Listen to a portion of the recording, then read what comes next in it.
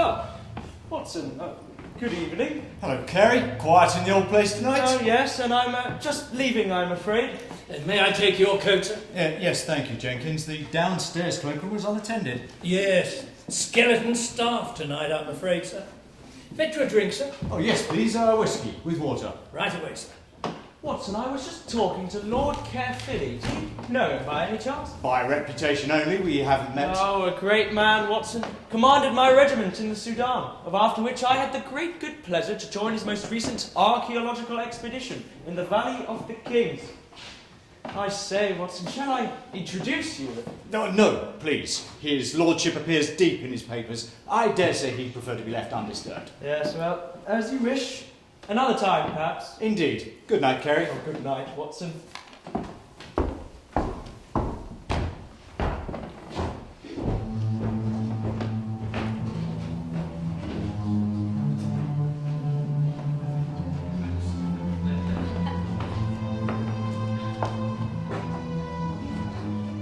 Lord Caerphilly. Who are you? That is immaterial. What the devil do you want? Merely to look upon you. Oh, damn your impertinence. I think you'd better leave. How the blazes did you get in here in the first place? Ways and means, my lord. Well, now look here. If you're some kind of trader in antiquities, I'm not selling. On the contrary, my lord, I have something for you. I'm not buying either. It is a gift. I don't want anything you have. And yet, you have taken so much already. What the devil do you mean? Here. There's a scarab. A scarab. To be precise, a heart scarab of green Nemehef stone. You know it? I know its uses. Central to the funerary rites of the New Kingdom pharaohs, as prescribed by the Book of the Dead. Exactly. May it bring you all you so richly deserve. And what's that? Get out! Steward! Now, look here. Please do not trouble yourself, sir. I'm leaving. Have a care of that, my lord. It is 3,000 years old. Damned impertinence. Good God! Are you all right, my lord? No, Are you feeling unwell? My face! There's something on my face! No, there's nothing there. There is, I could feel it! No. Oh, it's just a sensation then. Yes, a trapped nerve, perhaps. Yes, possibly. Or a palpitation. A nervous reaction to the incident just now. Hardly. A thoroughly disagreeable fellow. Yes, it was a damned Arab, what do you expect? Parcel of rogues. I don't believe we've been introduced. Dr. John Watson. How do you do? I'm Caerphilly. Yes, I'm acquainted with Captain Carey, mutual friends at Horse Guards. Oh, you served? Yes, Northumberland Fusiliers, Afghanistan. Oh, ghastly place. Blasted death trap. Yes, very nearly did for me. You were in the 11th Hussars, in the Sudan, I believe. Yes, quite right. 2 years with Wolsey, the Nile Relief Expedition. Yes, too late for poor old Gordon, though. Cut up pieces on the steps of his own residence in Khartoum. Damned savages. Still, after the campaign was over, I had a good 18 months excavating tombs on the banks of the Nile. My third expedition. You know, God, my damn face! I swear there's something crawling on it!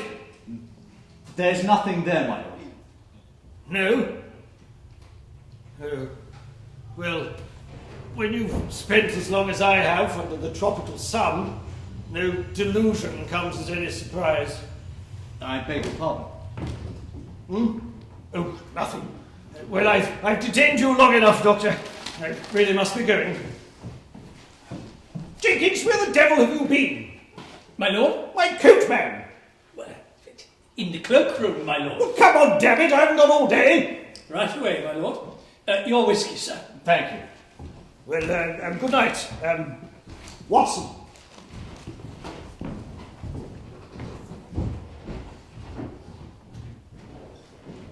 How extraordinary.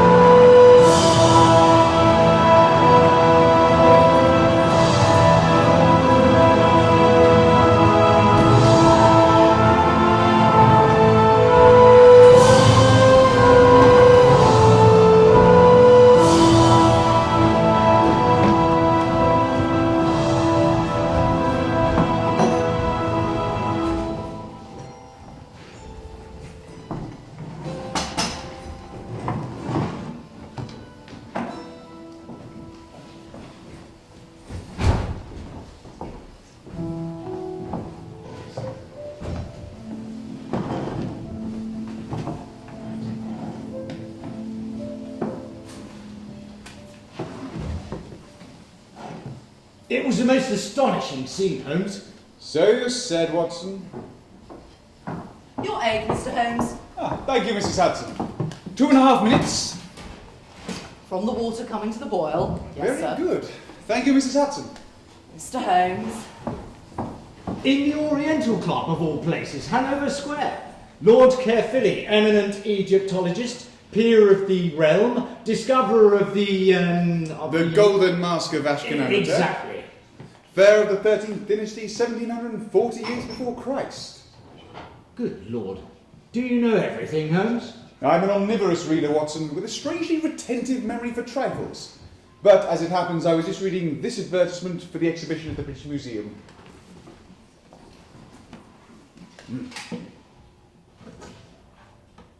My egg is hard. Oh, that's not hard, Holmes. That's merely firming. Oh, don't split hairs, Watson. Mrs. Hudson!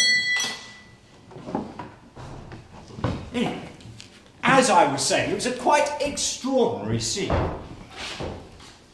His lordship appeared entirely discombobulated, in quite a funk. What do you make of him, Watson? Well, I hardly know the man. Typical of his class, I suppose. Rich, condescending, something of a dilettante. Is there a lady, Caerphilly? I believe not. A fellow bachelor. Spent most of his life burrowing in the banks of the Nile. Digging for gold. Glory, I rather think. The bubble reputation. I know the allure of that drug all too well. Mrs. Hudson! Errant Egyptologist. What even is Egyptology, Watson? Do we have a Belgianology? Romanology even? No! Then why this morbid fascination with a crew of Old Testament despots who lorded over a single fertile valley in some dusty corner of Africa? I really couldn't say, Holmes. Then I'll tell you! It's because we delude ourselves that ancient Egypt was the British Empire of the biblical world, a superior civilization conquering all lands within reach, and a fair few beyond. We fancy ourselves the imperial heirs of the pharaohs, Watson, both metaphorically and literally, which, along with securing the Suez Canal, is why we marched in and seized control of the wretched place 5 years ago. Ah, I see. I thought it was simply because they were so exotic, you know, more interesting than us. More interesting than the British. Preposterous. Have you been drinking, Watson? Mr. Holmes? Mrs. Hudson, a fresh egg if you'd be so kind. This one is rather firm. 2.5 minutes, Mr. Holmes. Then I deduce, Mrs. Hudson, the egg had reposed in the water from cold. It needs to be immersed as the water is coming to the boil to achieve perfect consistency. My apologies. I shall boil you another. Meanwhile, you have 2 visitors. Oh. Absent a soft-boiled egg, visitors will have to do. Show them up. I say, speaking of Egyptology, here's a thing in the Illustrated London News, no less.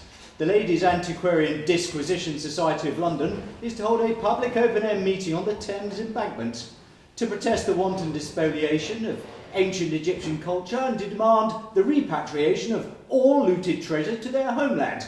How perfectly comical. That ladies should hold opinions, Watson, or have the temerity to express them?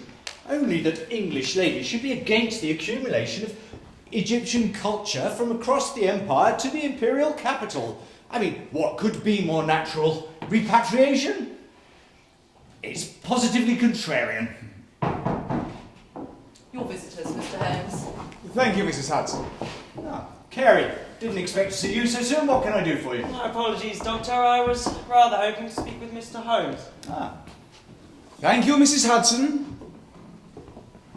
Mr. Holmes, I apologise for the intrusion. May I introduce Count Barazzi, a very good friend of Lord Caerphilly and, by way of his lordship's partner, in antiquarian matters.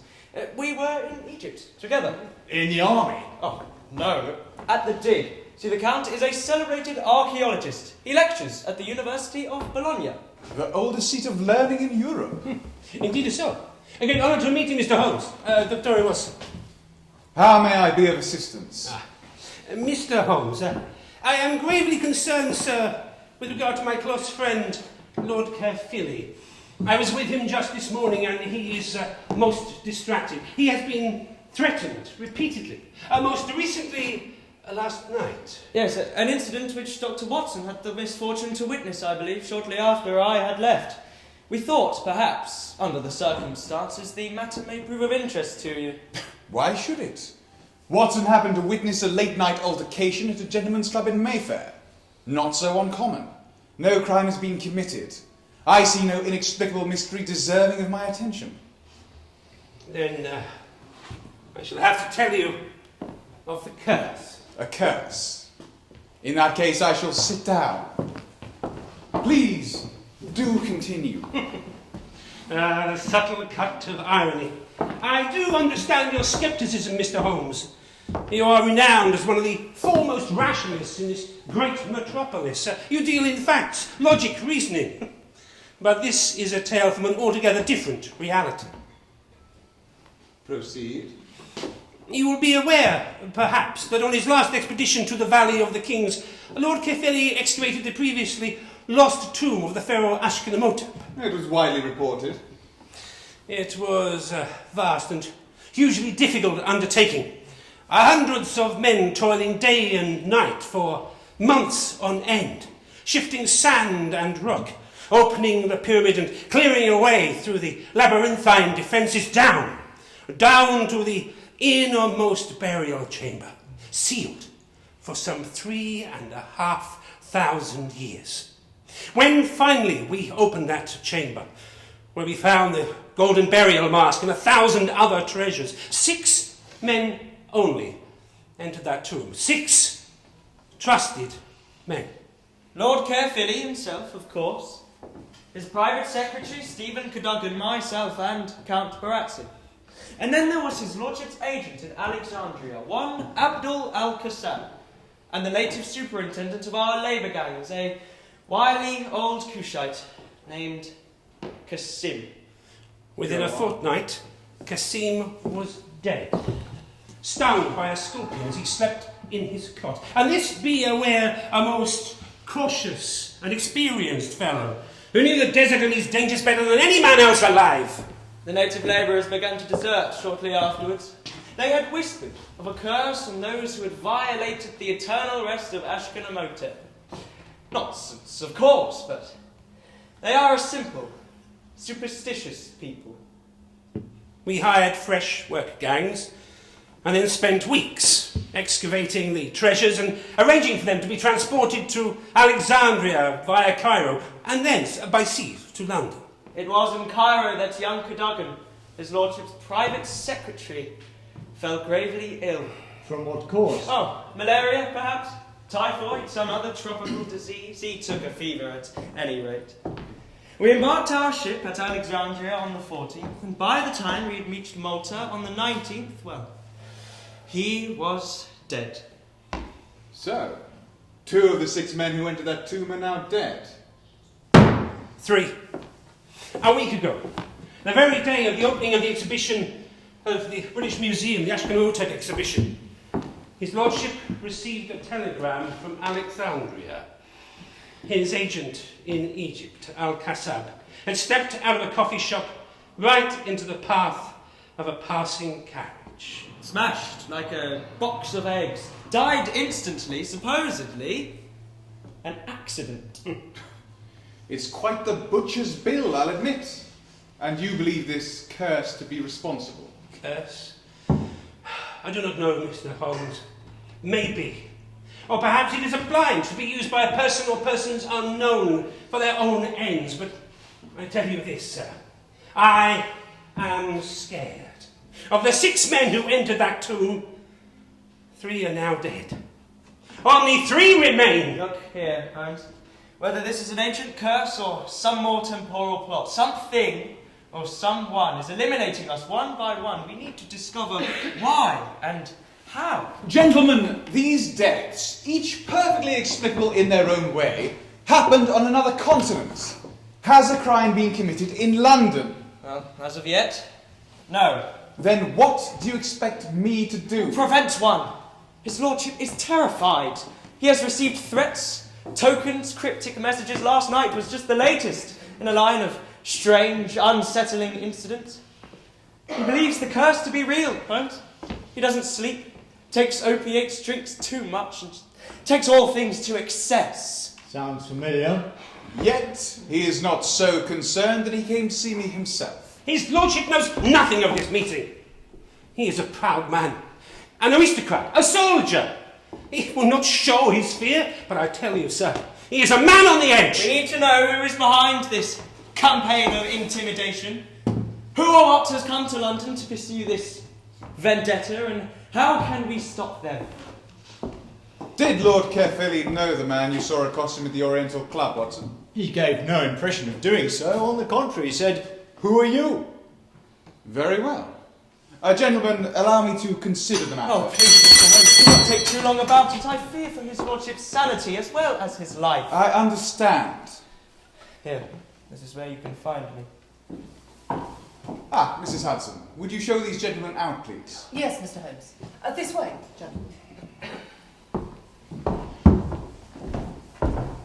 Count Barazzi, one more thing. The golden mask of Ashkenamotep now lies on display at the British Museum, along with 100 other dazzling artifacts. What became of the pharaoh himself? Who knows? We found no body in that tomb. Good day to you, gentlemen. Now that, Watson, is a mystery worthy of my attention. A sealed mausoleum, but an empty grave. What do you make of it? I don't know. Presumably the body was deposited elsewhere. Will you take the case, Holmes? No, this is too pat, Watson. Too pat by half. You were not there by accident, my friend. That entire scene was staged for your benefit. John Hamish Watson, war hero and trusted confidant of the famous Sherlock Holmes. An unimpeachable witness, Watson. That's you. An entire charade was designed to draw us into this affair. Or, more precisely, I deduce, me. We're being played, Watson, pawns in someone else's game. But whose? And why? Do you really think so, Holmes? I'm certain of it. We need intelligence and quickly, but not from our protagonists. And I think I know where to get it. Ah, the British Museum, I suppose. Oh, good God, no, Watson. It's a frightful place teeming with threepenny day trippers. Besides, we need an unvarnished account. This meeting of the Ladies' Antiquarian Society. When is it? Tomorrow, 10:30. On the embankment, you said. Where exactly? Oh, well, I never. At Cleopatra's Needle. Of course it is, Watson. Of course it is.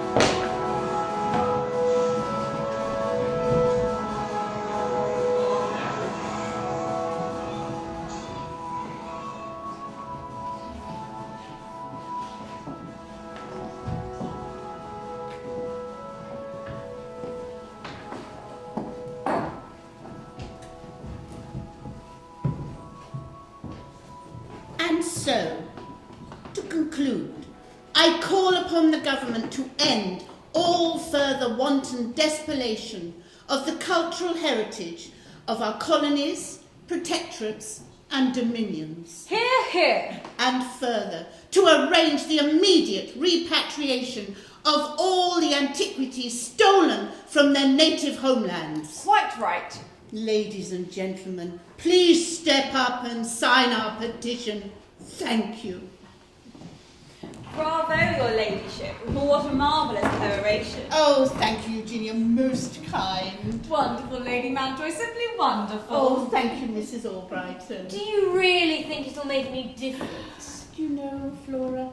I don't know, but we are obliged to try our best. Oh, please, sign the petition. Restore the coasts of Egypt to their native lands. Good morning, gentlemen. Would you care to sign our petition? Lady Mountjoy, Yes? forgive me, I do not believe we've been introduced. Sherlock Holmes. Oh, the detective fellow. This is Dr. Watson. Your ladyship. Did you hear my speech, gentlemen? In part only. You're a skilled orator, my lady. These other ladies are all members of your society?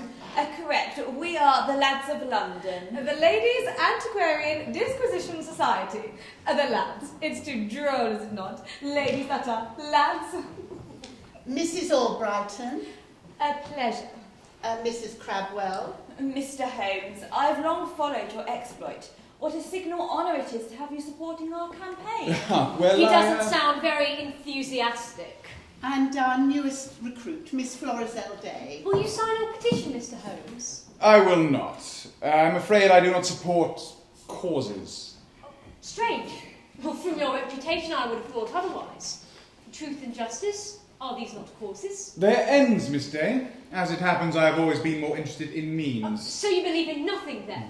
Flora, my dear, pray do not excite yourself. This attitude is what one might expect from men of a certain stripe. Mr. Holmes, if you show no interest in our cause and no interest in our work, why are you here? Oh, I share an interest, your ladyship. As it happens, I'm presently preoccupied with certain aspects of Egyptology. Oh, Egyptology. Nonsense, a ridiculous fad. Egypt sells, Mr. Holmes, merely because it seems exotic. Told you so. The so-called glamour of the mysterious Orient.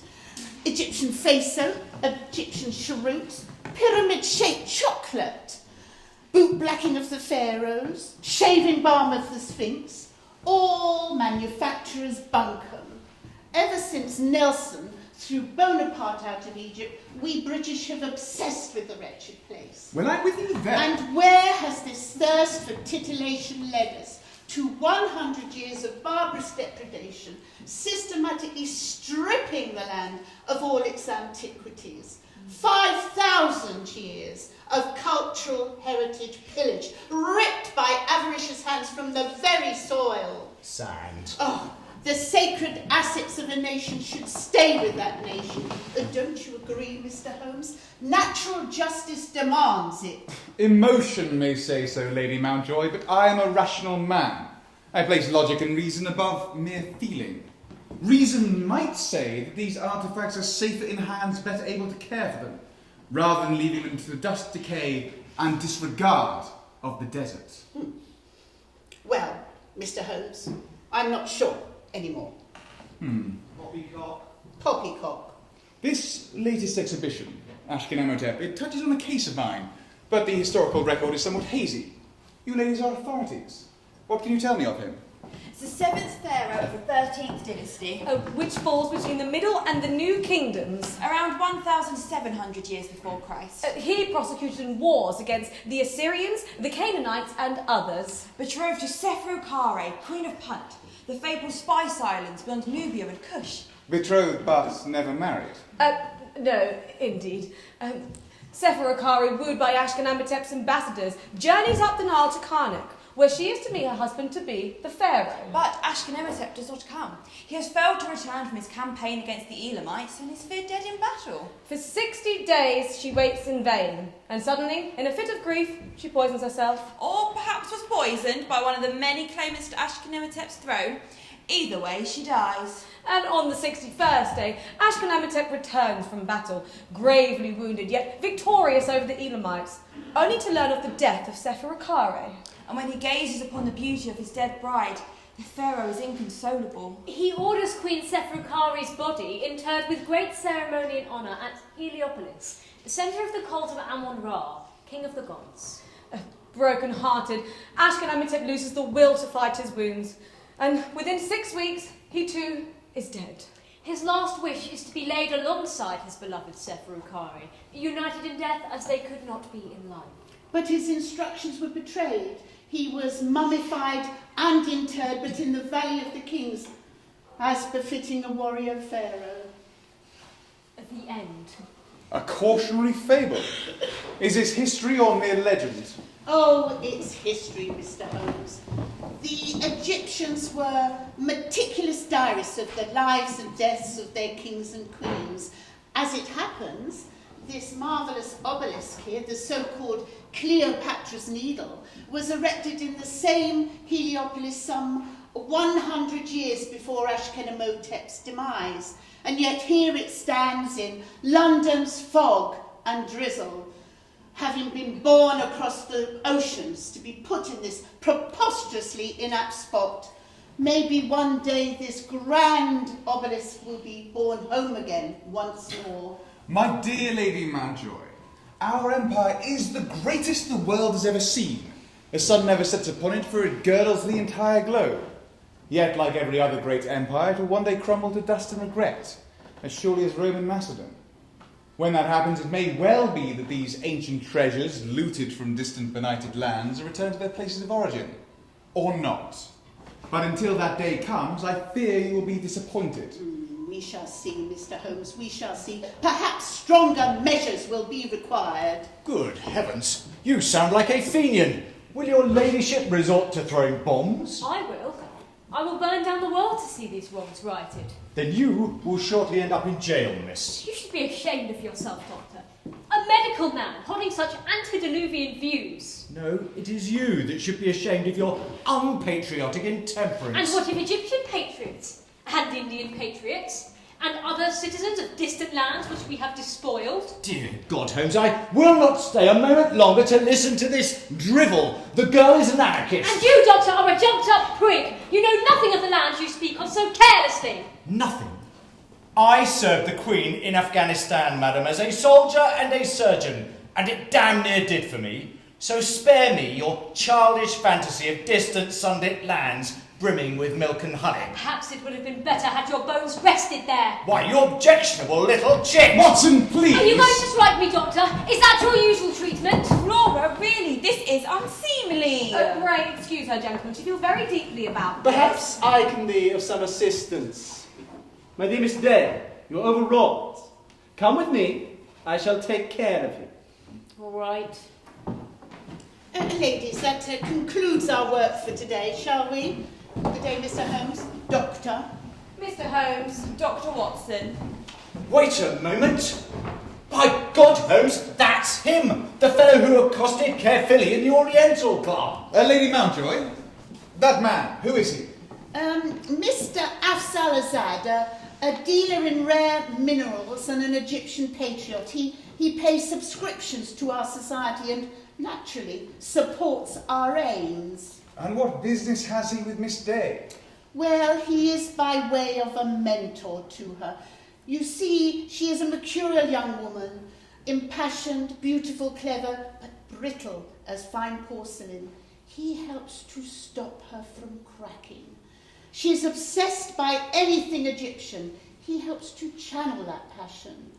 And he helps her tame her wilder instincts. Does he indeed? Well, I say he needs to work harder at it. Where can we find him? He keeps a large house in Ladbroke Grove. At which address? Oh, do you know, I really can't recall, but I'm sure a detective of your ability will easily be able to find out. Oh, and Mr. Holmes, if you require enlightenment in the future, please make an appointment. Good day. Lady Mountjoy, I beg you to indulge me. One thing more. Does Queen Seferukare yet lie at Heliopolis? No, Mr. Holmes. Like this sacred obelisk, she was uprooted and dragged across the oceans to London. You will find her in a crate at the British Museum. Good day. Mr. Holmes. About time too. You're too late. The anarchists have thrown their bombs and departed the scene of the outrage in a cloud of eau de cologne. Yes. Well, Mr. Holmes, message from Inspector Lestrade, sir. You're wanted, sir, urgent line at number 3 Cranbourne Alley, 2nd floor, sir. What's there? A billiards room? Now, I believe it's a knocking shop, sir. One of the patrons has been found dead in most irregular circumstances. The inspector was rather anxious that you would wish to see, sir. The deceased was someone of particular interest. Indeed. Who is it? Why, yes, sir. The celebrated antiquarian, Lord Caerphilly.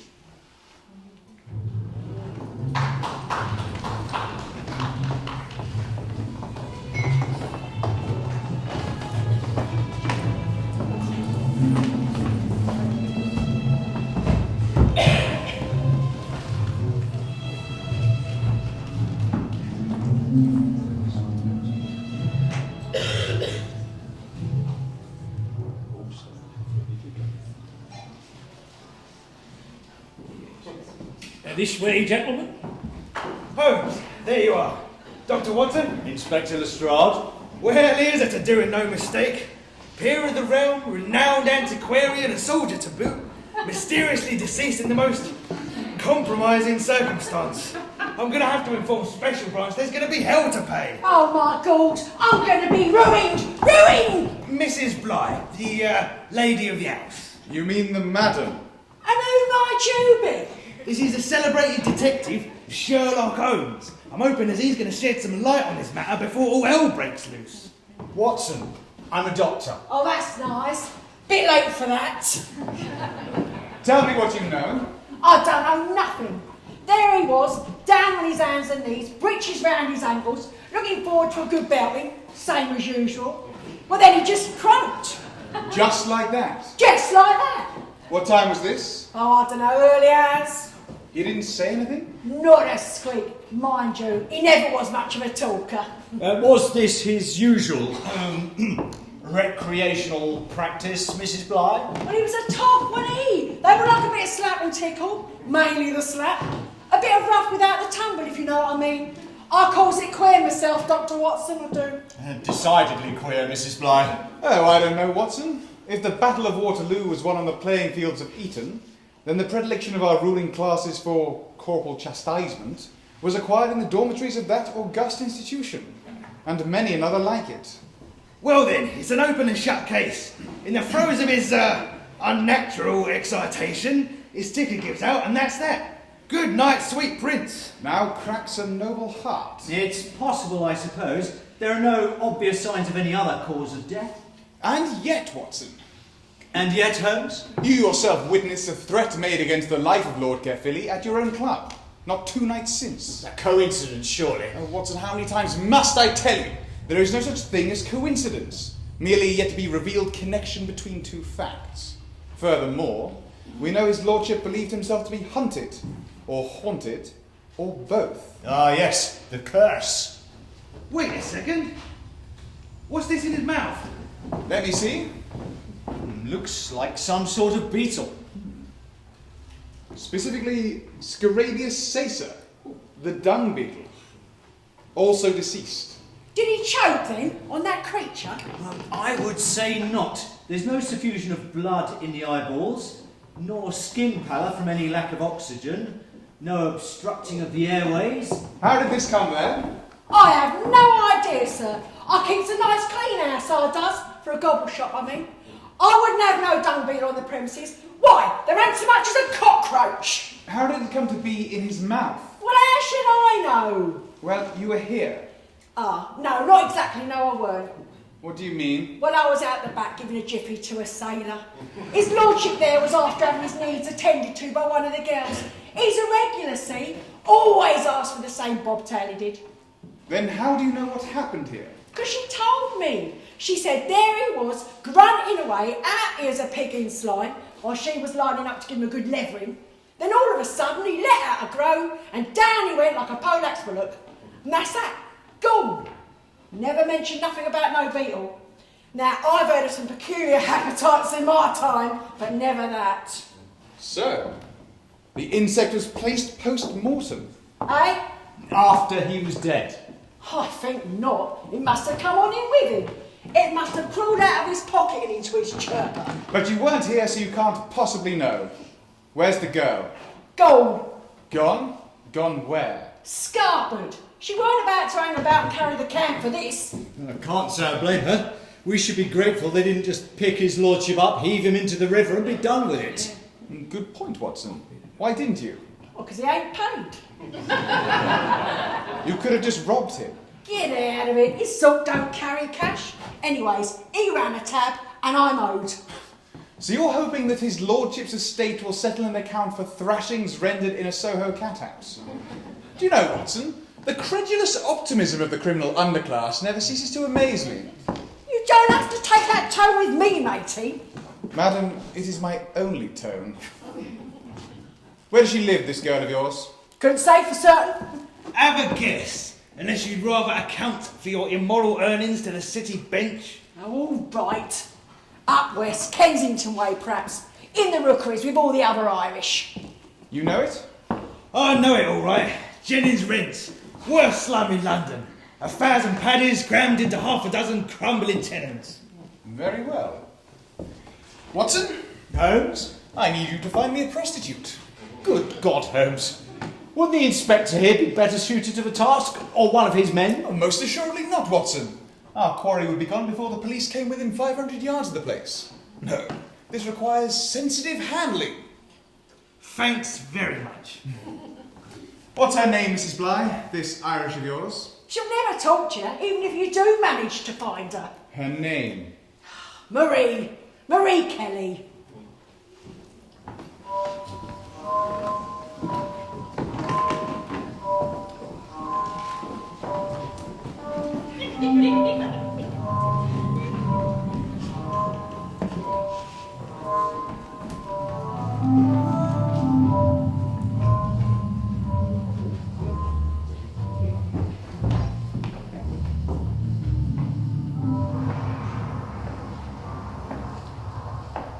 Huntress, the flame of Sekhmet the lioness, goddess of war, destroyer of worlds, burns bright in you. Danger and chaos, these are your natural elements. Yet the lioness knows patience, when to sleep, when to hunt, when to strike. Keep your claws sheathed, lioness, until the world turns and the time is made right. Yes, Lord. The Englishman, Holmes. His mind is a knife, keen and bright. He will follow us here, you know this. Yes, You must be ready for him. I am ready. Do what must be done. I am ready. He must know Seferukare, he must hear her. You have schooled me well, Lord. Do not fear. Blessed be Anubis. Keeper of the underworld, Lord of the sacred land. Now, go make yourself ready. When the sun rises, the lion hunts.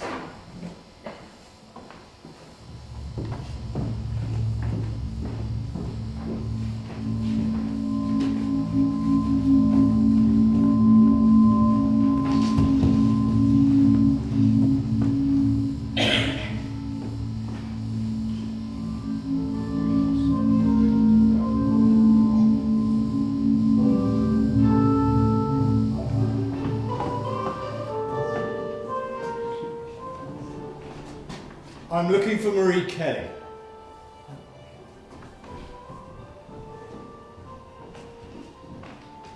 Marie Kelly? Never heard of her. Several people have given me a very good description. All right. So you found me. What will you be having then? It's sixpence for a quick perpendicular down the alley, or a shilling to exercise the ferret in the comfort of me own rooms.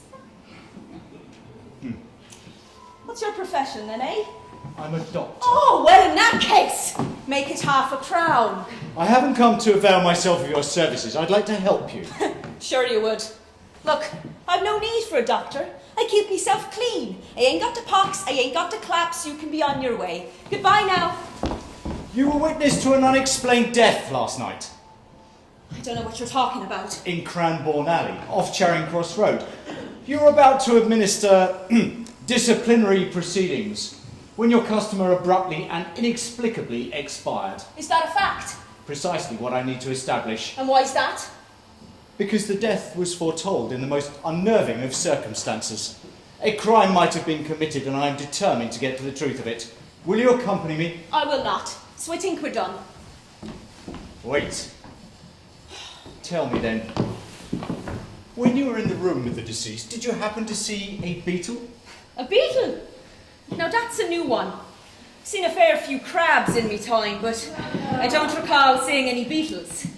Besides, I wasn't even there. You're not being very helpful. And why would I be after helping the likes of you? Because a man has died. Maybe he deserved to. Did he? Listen, even if I wanted to help you, I wouldn't. I value me life too much. Has someone threatened you? Only most days. Look, this much I'll tell you.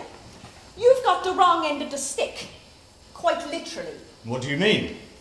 Some men believe it is better to give than to receive. Very pious, I'm sure, but I don't follow. Jesus, but you're slow on the uptake. You're quite innocent under that big old moustache, so you are. Oh, I mean, his lordship was one for giving the stick and not for taking it. You mean he struck you? The damn villain! You show me the whore that's never taken a beating, and I'll show you a hard-up doctor. But a member of the House of Lords, an officer, it's unconscionable. Oh, trust me, they're the worst. Men of that class. Bunch of festering degenerates. All that inbreeding comes at a price, you know. So, Mrs. Bligh was lying. Did I say so? Sure, I never said so. Please, come with me. I'll make it worth your while. And don't you sound like the wheedling whore now. We need to know what happened. Well, I'll not be telling you another thing. So don't you go bother me no more, my dear doctor, for I've nothing more to say to you. But why not? Because they'll feckin' murder me, that's why not. Who will? We can protect you. Ah, now you know that's not really true, don't you? There you are, see. I'll be off now and disappearing for a wee while. But don't look so glum. Haven't I fed you the choicest tidbit? Now let me alone or you'll be the death of me. I could compel you to accompany me, you know. You could, but somehow I don't think that you're the type. Very well. Here. My card. Should you change your mind. I won't, but it'll come in handy if I ever get a dose of the clap. But it was nice talking to you, Dr. Watson. Makes a pleasant change, so it does. Damn it!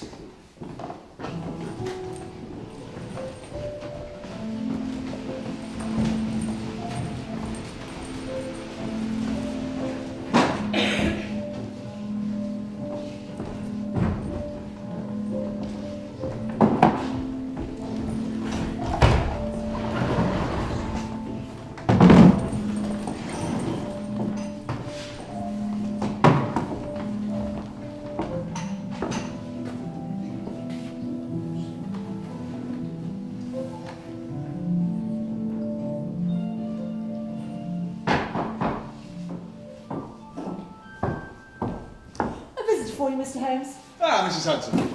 Is it Watson with a prostitute by any chance? Certainly not, thank heavens. Pity. Miss Harriet Snapcase of the Boston Globe. A journalist from Lincolnshire, I suppose, Mr. Holmes? From America, Mrs. Hudson. I doubt they have lady journalists in Lincolnshire. Or newspapers, for that matter. Intriguing. Show her in. Yes, Mr. Holmes. This way, miss. Mr. Holmes! How do you do? Very well, thank you. Shall I make tea? Oh, no, not on my account, thank you. Thank you, Mrs. Hudson. That'll be all. How may I be of assistance, Miss Snapcase? Oh, you are investigating the curse of Ashkenamotep. On the contrary, I'm investigating a series of almost certainly unconnected fatalities which certain individuals believe attributable to this curse you refer to. However, I do not believe in the power of curses, only in the power of facts. Well, the fact is, Lord Caerphilly is dead. I know. I saw him shortly afterwards. May I ask the nature of your interest in this affair? I'm a journalist. And what possible interest could the Boston Globe have in a series of unexplained deaths half a world away? I reported on that expedition, Mr. Holmes. I was there. Were you indeed? You know, there is a great deal of interest in all things Egyptian in the United States right now. It's all the rage. My editor arranged for me to join Lord Caerphilly at the latter end of his expedition to file dispatches from the front, as it were. I was there, Mr. Holmes. I'm as guilty as the rest of them. If this curse is real, then my life is in mortal danger. If it's not real, then someone is using it as a cover for murder, and heaven knows what else. I need to find out. Are you saying that you entered the Pharaoh's burial chamber? I understood that only Caerphilly and his most trusted lieutenants did so. Who told you that? Count Barazzi. Ha! Barazzi! He's a liar. He's a huckster and a thief. And a great friend of Lord Caerphilly's. A great rival, Mr. Holmes. They detested one another, but they collaborated when it suited. You should know that Lord Caerphilly and I developed a particular friendship, Mr. Holmes. A rather close one. I see. I'm sure you do. You're a man of the world. The night they broke through to the inner sanctum, they all got drunk. The whole crew incapacitated. Dashiell, Lord Caerphilly that is, insisted that I accompany him for a private viewing of the crypt. His lordship was far from incapacitated. He was intoxicated with success. Euphoric. Aroused. He intended to consecrate his triumph in that place, and in his own particular way, I'm afraid to say, Mr. Holmes, I acquiesced. For there was something transcendent about that chamber, where time had stood undisturbed for almost 4,000 years. The purest essence of history. It was rather wonderful. He had you beat him, I suppose. Oh, you are remarkably well informed. Yes, that was his pleasure. You know, in Europe they call it the English vice. Perhaps, Mr. Holmes, you are an aficionado. Of many things, Miss Snapcase. Oh, call me Harriet. But not that. Oh, is my story not intriguing, Mr. Holmes? To a collector of fairy tales? Oh, it's gospel. What is it you want from me? Well, we don't know what you know. I know very little, my dear Miss Snapcase. And if I knew more, I should not share it with you. Why not? We both seek the truth of this. For you, it's just another intellectual puzzle. My incentive is somewhat stronger. I don't want to die. We should pool our resources. Perhaps you should tell me what you know. I know that Lorenzo Barazzi is a snake.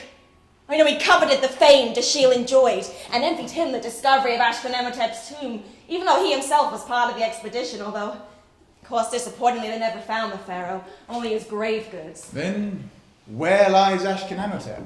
Oh, well, that, Mr. Holmes, is a real mystery. One to test even your fabled powers of deductive reasoning, I reckon. Holmes, you'll never guess. Oh, please, do excuse me. I didn't realise you had company. I did try to tell you. That's all right, I was just leaving. Do consider my proposal, won't you, Mr. Holmes? Madam? This way, miss.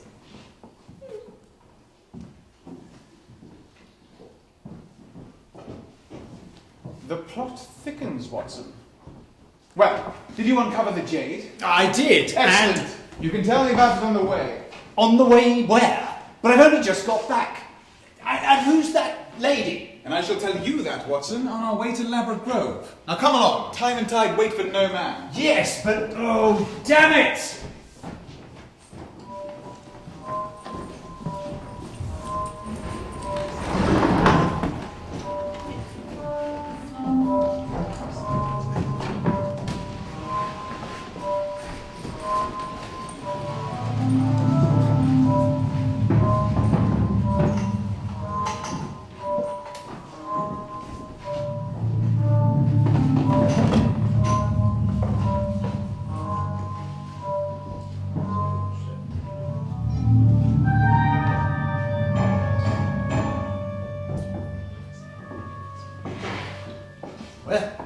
This is queer. Front door unlocked, no servants, no lights. Do you think it's safe to proceed further, Holmes? Only one way to find out, Watson. Hello? Is there anyone here? Ah, Mr. Holmes. I've been expecting you. I'm sure you have. You made certain that Watson spotted you yesterday, did you not? I can assure you, if I did not wish to be seen, you would not have seen me. But forgive me, we have not been introduced. My name is Afsulazan. We know who you are and what you are. I doubt that very much. Will you take tea, gentlemen? Strong, black and sweet in the manner of my homeland? Thank you, but no. Shall we get down to business? By all means. Please. Or would you prefer a chair, Dr. Watson? Your leg troubles you, I think. A war wound, was it not? How the devil did you I know a great deal about you, gentlemen. I have made you my business. Have you indeed? Well, I don't think I care for a damn colonial rooting about in my affairs. A colonial?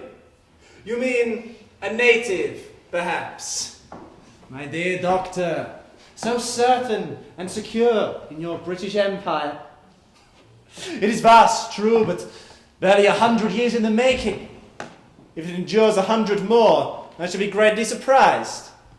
You little islanders are audacious and acquisitive, but you have overreached yourselves.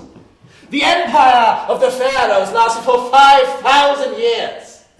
My people were building cities and palaces with principles of advanced geometry, while your ancestors rolled about in the mud, beating each other's heads in with stones. Yet now Egypt is part of our empire. It has been part of many empires. Where are they now? Back to business. That other night at the Oriental Club, you wanted to be seen then too, did you not?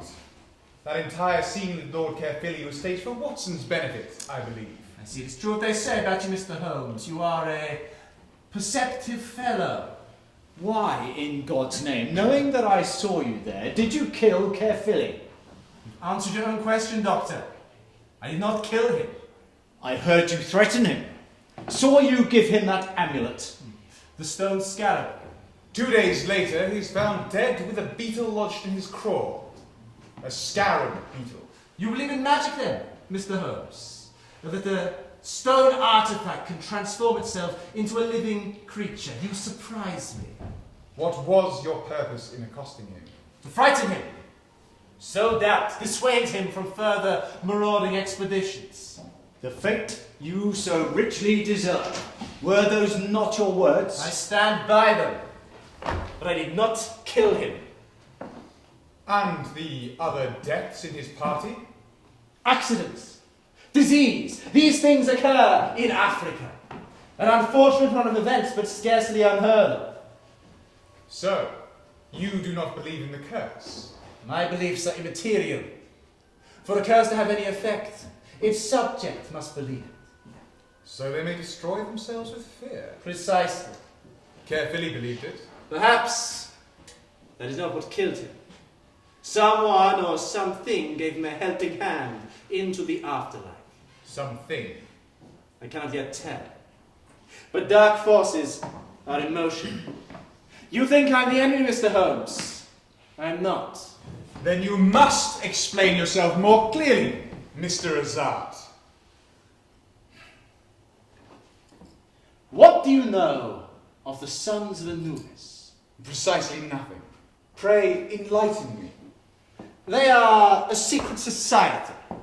A cult, if you will, dedicated to Anubis, jackal-headed god of the afterlife, keeper of the underworld, the dog who swallows millions.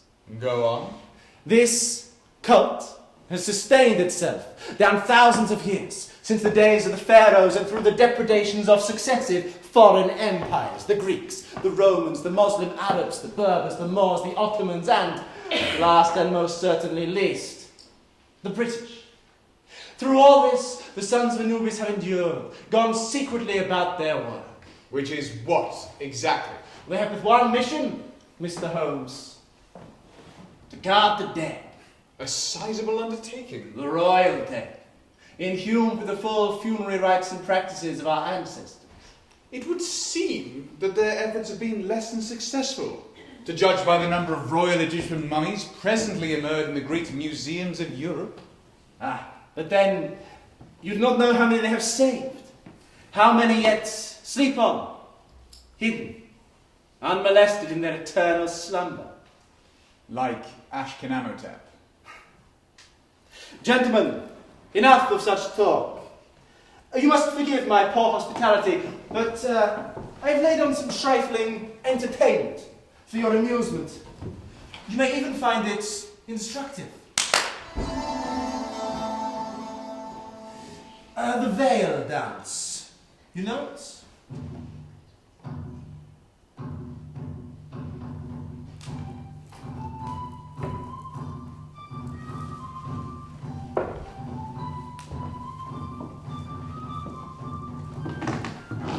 Good grief! That's Miss Day, isn't it? I believe it is, Watson. Quite sinuous, is she not? We should stop this. Whatever for, Watson? Is the lady in danger? No, but... Does she appear under duress? No. Well then. Look at her eyes, damn it. Her pupils are dilated, wide as mill ponds. Oh, what a poetic turn of phrase you have, Watson, for a doctor. She is drugged, Holmes. Stimulants of some sort. This behaviour, it's abnormal. For an English lady, I agree. Unaccustomed at any rate. Let us see where this leads, Watson. Then you may rescue her if you feel so minded.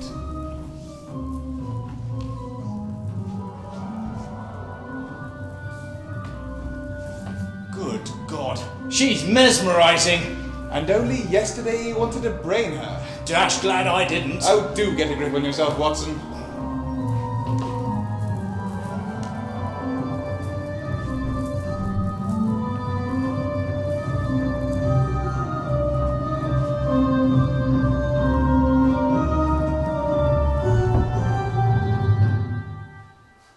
Is that it? No, the dance is merely a precursor.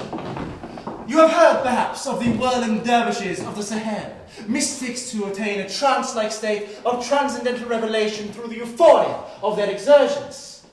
So it is with Miss Day. An Englishwoman? Preposterous. She is a young woman of immense feeling, Doctor. Her psychic sensitivity is acute. Balderdash. Observe. Hear me, Who speaks? a voyager from the land of the shadow. Name her. Seferukari. Good God. I am she, beloved of Anubis. Why have you unveiled yourself, O Seferukari, Queen of Punt? I come from the Shadowlands to speak truth. Then speak it. A queen rises, a queen falls. Beware. Ra, the sun god waxes, so Khonsu, god of the moon, must wane. One queen weakens that another queen may thrive in life anew. What do you mean? What is she talking about? Which queen? The queen? Dr. Watson, please do not interrupt. A queen will live, a queen will die. Forever, forever. Speak plainly, damn it. What are you saying? That which is dead cannot die. The queen, I cannot forever. Gentlemen, please allow her a moment. This is perfectly normal. Normal? This is anything but. What the devil are you playing at, Azad? Are you seriously asking us to believe that that was the voice of an Egyptian queen, dead for 3 millennia? I ask nothing. You saw, you heard. Make of it what you will. Now, I must beg your pardon, gentlemen, and attend to the lady. She's always like this after an episode, exhausted, drained. Perhaps you'd be so good as to see yourselves out. Azad, one last question. The scarab amulet, why give it to Carefully at all? Memento mori. A little theatre, that is all. As it happens, it was Miss Day's suggestion. Goodbye, Mr. Holmes. How extraordinary. What do you think, Holmes? A charade, or the real thing? Or perhaps neither.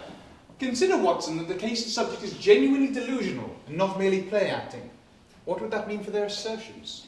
That they would be telling the truth as they believe it to be. Exactly, my dear Watson. If we assume the fragile Miss Day to be deluded rather than dissimulating, may there not be some germ of truth to her cryptic utterances? Do you really believe that, Holmes? Well, one thing's for certain. There's a game afoot, though I cannot yet discern its lineaments for the shadows that surround it. We have many threads, but all leading to the same tangle. Well, what's our next move then, Holmes? To examine the evidence. The mummy of Ashkenamotep may be mysteriously absent from the archaeological record, but the mortal remains of Seferukari lie within 5 miles of here, just off Southampton Row.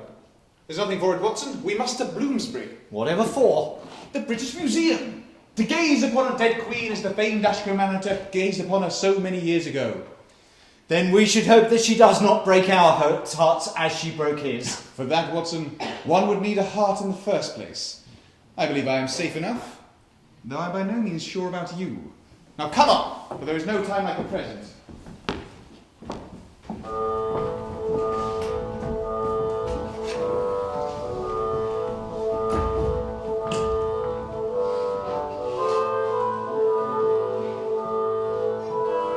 Oh, Mr. Holmes, I was exultant to receive your message, my dear sir. Such an unexpected honour, and that the Department of Egyptology should be called upon to assist the most famous detective in London, nay, England. Oh, the world, I rather think.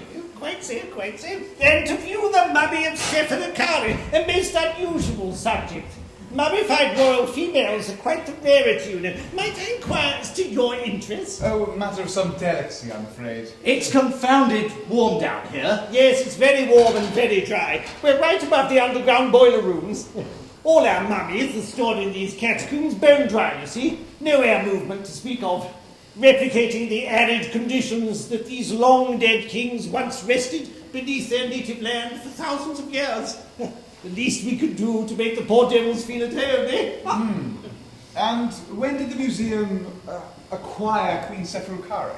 Oh, quite recently, in fact, around 7 years ago, she was discovered along with other significant mummies and their relics by the expedition of Bologna of 1878. Oh, was she indeed? And do you happen to know who led that particular exhumation? Most certainly, the renowned Lorenzo Barazzi, also party to Lord Caerphilly's recent excavation of the Pyramid of Ashkenazen, of course. Coincidence again, eh, Holmes? Oh, no, Dr. Watson. There are, in fact, very few antiquarians with the resources and reputation to mount such a major expedition. It is a select club. Sephirocari is a most fascinating historical figure in her own right. Have you seen the Ashkenazen exhibition? Oh, it's marvellous. Simply jaw-dropping. A private tour, perhaps? After you view Sephirocari, of course. Not that there's very much to see of her, alas. Just a desiccated ancient corpse in its original decayed wrappings. But it is said that in life, she was a great beauty. Everything rises but to fall, and increases but to decay. Cicero? Sallust. Quite right. Now then, where are we? Here we are, location 249. This is the correct alcove.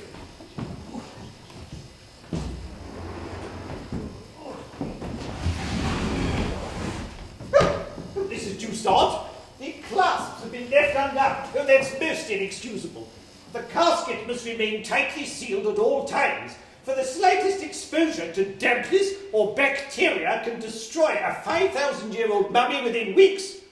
I shall have words with the junior curators in the morning. Now then, if you'll be so kind as to help me with the lid. Well, I don't understand. What is it? I don't. Professor? It's empty.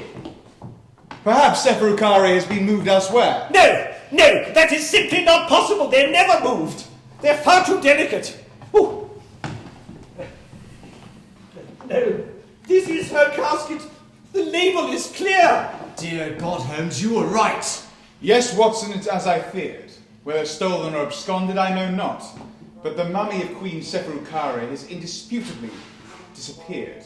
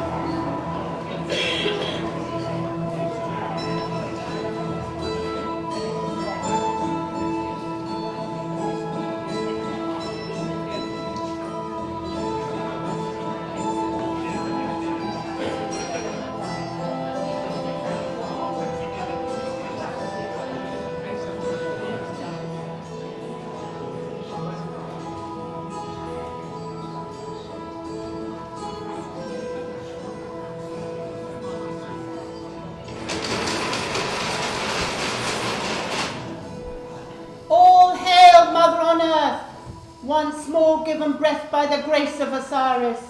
Your powers increase, your majesty. Surely as the sand fills the mouths of the condemned, the spell of inverse attrition binds and strengthens. The harbinger is abroad once more. She prepares the path for your coming. The sign is given. Soon another of the defilers will fall to your vengeance, and their soul will feed your spirit. Tomorrow you will serve justice upon him, as the demon and the devourer eats the hearts of the guilty at the judgment of Osiris. The usurper is abroad once more. She She prepares a path for your coming. Our ends will be met in your glory, and all things restored as they were meant to be. We swear this by Isis, Set, and Anubis. We swear.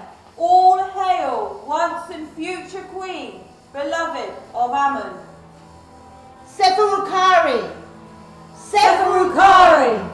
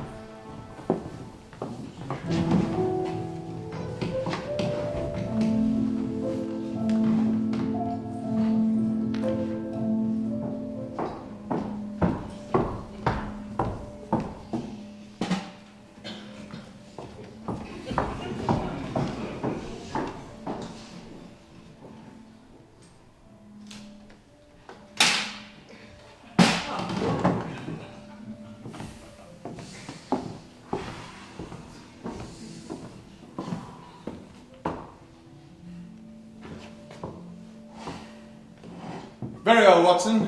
What do we know? Firstly, Mrs. Bligh was lying about Lord Caerphilly's death. If the prostitute Marie Kelly is to be believed, his lordship's peccadillo was laying on the lash, not receiving it.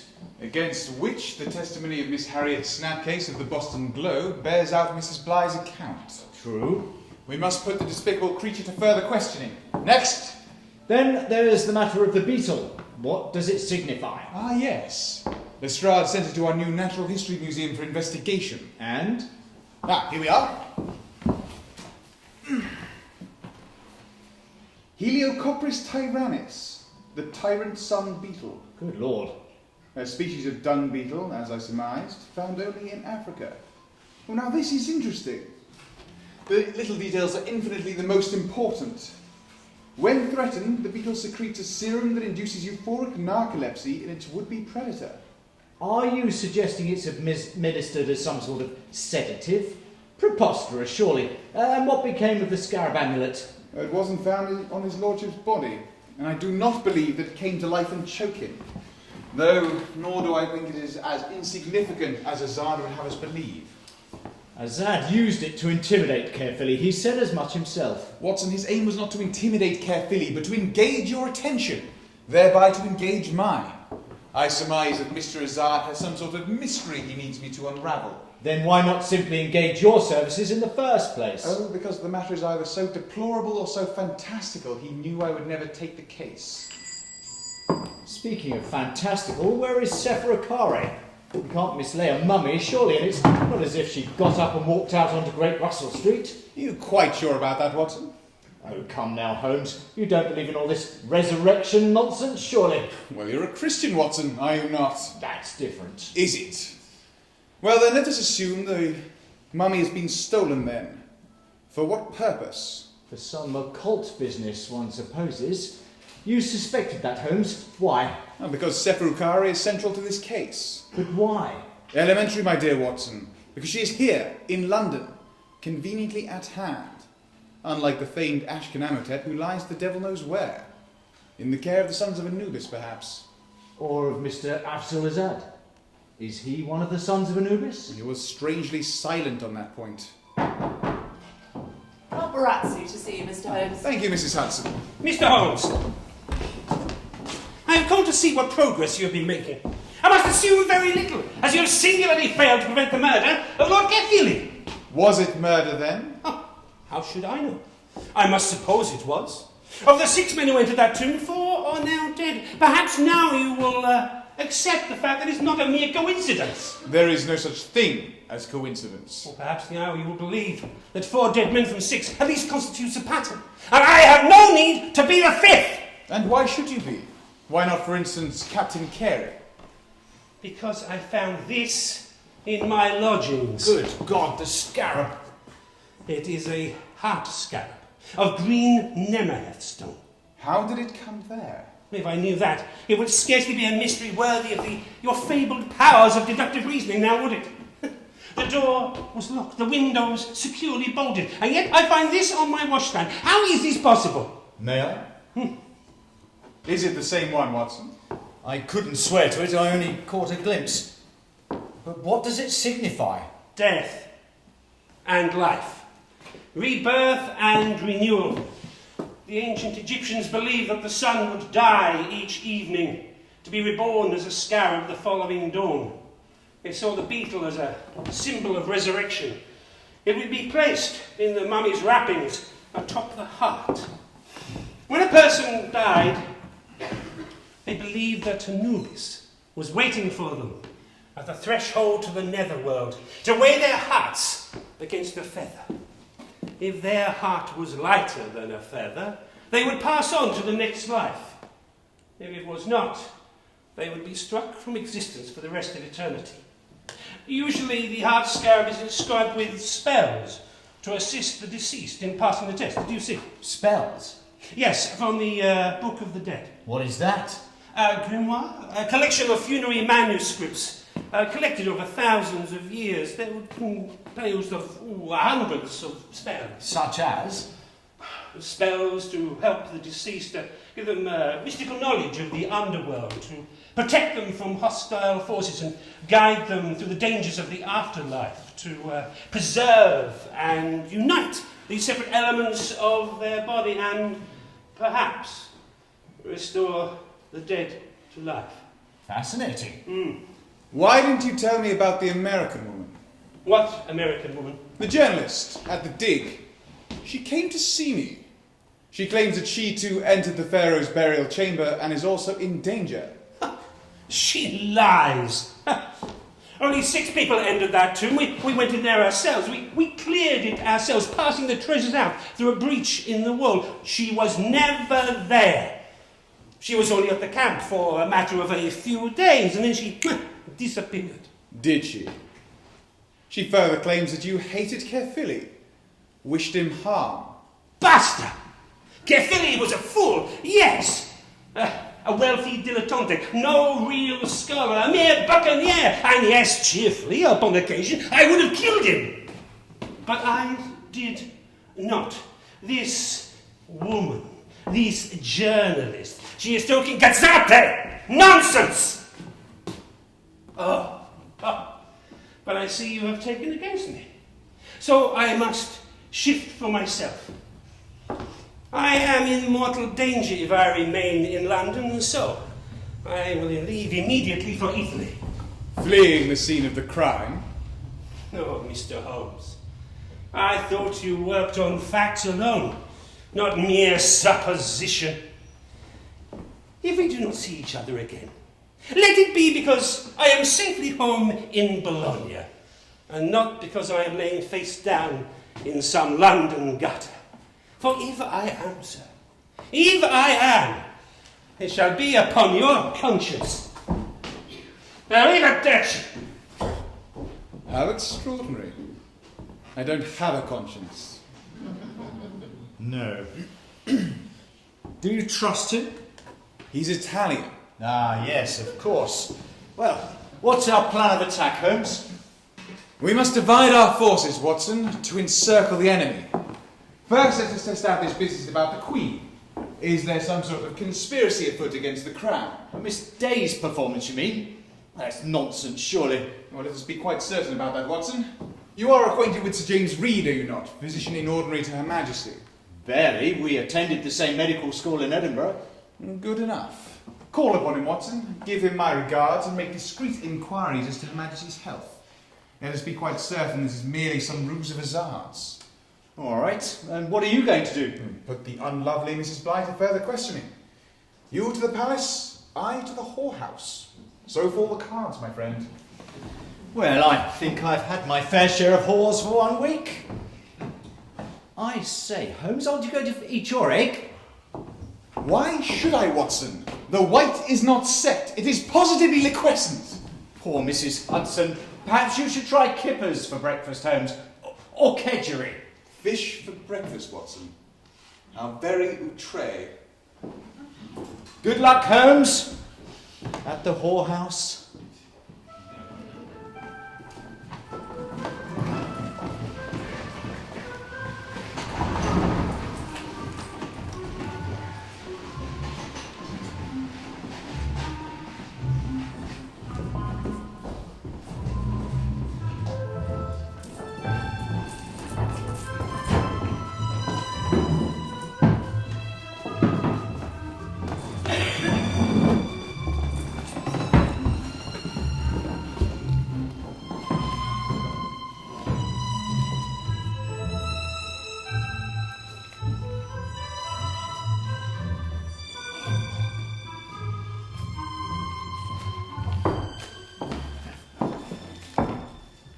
What do you want? Come sneaking back for a quick fumble with me dormouse, have ya? I suppose the whole truth would be too much to ask, but let us settle for one or two facts. Look, you're wasting your time. As the nice Mr. Lestrade said, contemplating his wicked pleasure was too much for his lordship's poor old strawberry tart, and he popped a bleeding gasket, didn't he? Ha! The wages of sin, eh? Except that his lordship's pleasure was in giving the rod, not, as you maintain, in receiving it. Who told you that load of old hooey? He'd take it anyway, the old goat, as long as there was a bit of brutality involved. Marie Kelly says not. Oh, so you found her, have you? She further claims that she was not present when his lordship met his untimely end. Of course she does. Like I told you, she'd never peach. Not to the law. You mistake me, Mrs. Bligh. I am not the law. I represent something far more implacable. Justice. And I am the last court of appeal. You don't scare me. Anyways, she's a lying baggage. Irish, they're all the bleeding same. The girl is frightened for her life. Why would that be? Well, 'cause she knows what'll happen if she blows, didn't she? So she has something to hide. We've all got something to hide in this business, dearie. And what are you hiding, Mrs. Bligh? Me? The secret of eternal youth. Why? Would Sir care to lay his hand upon it? If Marie was not attending to his lordship, and you were seeing to the needs of some unfortunate Jack Tar, who was present when he died? Marie, for pity's sake, it was her. Look, she was that gentleman's particular relish. Always asked for the same girl he did, on account of her strong right arm, I wouldn't wonder. Though how she came by that, I just cannot think. Yeah, she was with him all right. I know you're lying. Well, hell, it's human nature, I can't deny it. It's what this business does to you. And to think, I wanted to be a Sunday school teacher. How stands your claim on his lordship's estate for settlement of your account? No reply as yet. Oh, you surprise me. Don't you worry, Mr. Holmes, I'll have my dues. Oh, I think you will, Mrs. Bligh. What do you mean? Do not be too carefree. The people who have used you in this business are not your common or garden criminals. I believe there is politics involved, some dark occult business, and treasure beyond your wildest imaginings. Don't know what you're talking about. No, but you will. But by then it will be too late. I would advise you to be careful, but I fear that would be futile. You're a dead woman yet walking, Mrs. Bligh, and I surmise your end will not be long in coming. Are you done? For the present. Right. Well, thanks for dropping by. Next time, bring me some coin for me trouble. Goodbye, Mrs. Bligh. We shall not meet again. I do hope not.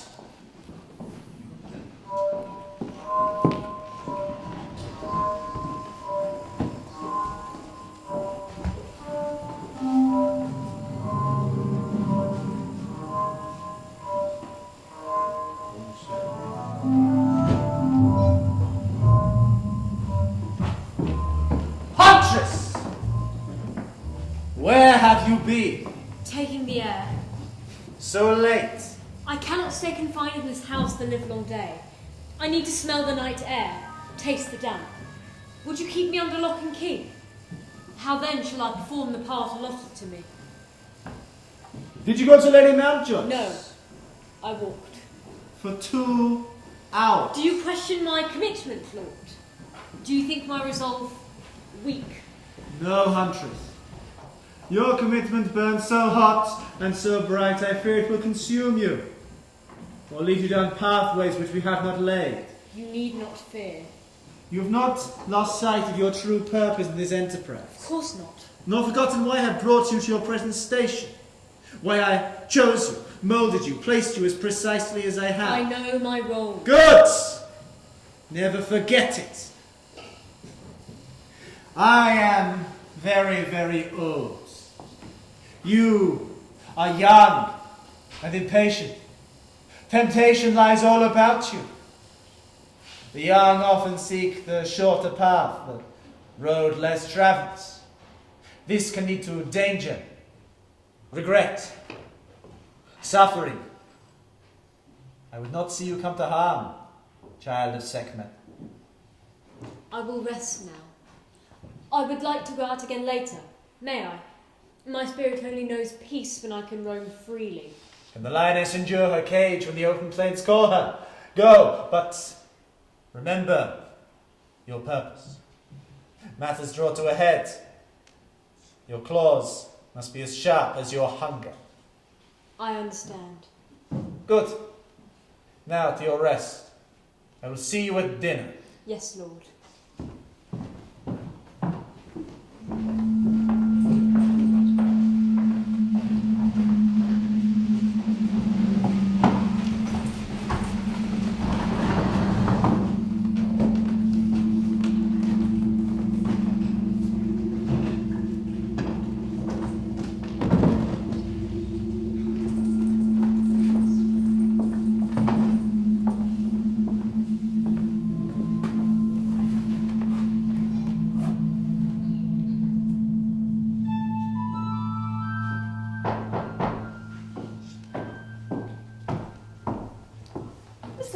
There is a lady here to see Dr. Watson, a Miss Kelly.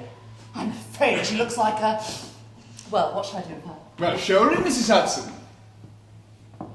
At once, if you please. Well...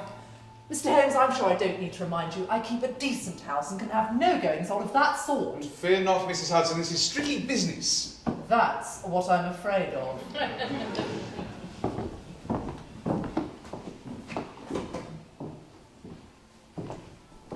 Marie Kelly, I presume? So what if I am? Where's the doctor? My name is Sherlock Holmes. Dr. Watson is my Boswell. Is that so? Well, I'm only talking to the doctor. Why? Are you unwell? Took a shine to him, didn't I? Really? How strange. And what has brought you creeping out of the woodwork, Miss Kelly? Said he could protect me, so he did. He can't. Allow me to deduce that someone has threatened you sufficiently to frighten you into coming here. Or, no. You're not the sort to give in to threats. You have been attacked. Attacked? You might say. Some bastard only tried to throw me under a district railway line train at Brompton Underground. Did they indeed? Aye, they did, and if my jacket had not caught on that signal stanchion, I'd have been smeared halfway to Bayswater by now. Did you see who pushed you? I did not. Such oppressive people so there were by the time I gathered my wits, he was away on his toes. Then it's time to admit what you know. For the only way to guarantee your safety is to unravel this affair and apprehend the perpetrators. Tell me, what befell Caerphilly? I don't know because I wasn't there. That old tune. Mrs. Bligh swore you were. She was most insistent. Well, Mrs. Bligh is a dirty, lying old whore. All right, look. I was supposed to be there. I'd handled him before, you see, his lordship. Great vain brute that he was. Enjoyed dishing out the punishments, so he did. But, you know, he paid well, so I wasn't complaining. Sure, and I've taken a lot worse beatings for a lot less brass. Go on. So there I was in the room, waiting like as you do, when in marches old Mother Bligh. And that's when I noticed she's got another girl in tow. Cut along now, she says. And this was unexpected. Well, too right it was. First off, I've never seen the old bitch scared in my life. Hard as old nails, so she is. But I swear she was sweating bullets. Next, she tips me 2 bob for doing nothing, just to get shot of me and to keep me trapped shut, so she says. Then what? Well, then I go out onto the landing and There's his lordship clumping up the stairs with a face as grim as Satan's arse crack. Oh, thinks I. You've had a lucky escape there, Marie, my girl. He's got murder in mind tonight. That poor girl is going to take one hell of a beating him after thinking. So I turn around and I slip off down the back stairs. And that was it? Well, until your pal, the doctor, comes looking for me up at Jennings' Rents. And who do you suppose is trying to kill you? Well, whoever did for Caerphilly, of course, for I saw their girl. The changeling. Describe her to me. Medium height, dark hair, pale. She gave me the willies, so she did. Something unnatural about her. She said not a word, but just started stripping down to her smalls whilst I was still in the room, staring at me the whole time. Would you recognise her again? She'd a face you wouldn't forget. Which is why they must silence you. Holmes, good Lord, Miss Kelly. Dr. Watson. Ah, there you are, Watson. What have you discovered? Her Majesty is quite unwell, Holmes. Not public knowledge, of course, but her physicians are baffled as to the cause. Some sort of sleeping sickness, a sudden uncharacteristic weakness of the spirit. She is almost 70, of course, but even so. Sir James was about to leave for Balmoral, where the Queen is convalescing. I believe he is worried, Holmes. Interesting. And there's no way that Her Majesty is being assailed in any physical sense? Poison, I mean, or drugs? None whatsoever. Yet she is mysteriously ailing. One might almost think her the subject of some sort of spell, Watson. Oh, stuff and nonsense. Miss Kelly, are you all right? Oh, someone tried to kill her, but she seems strangely durable. Great Scott. We now know the truth of what befell Caerphilly.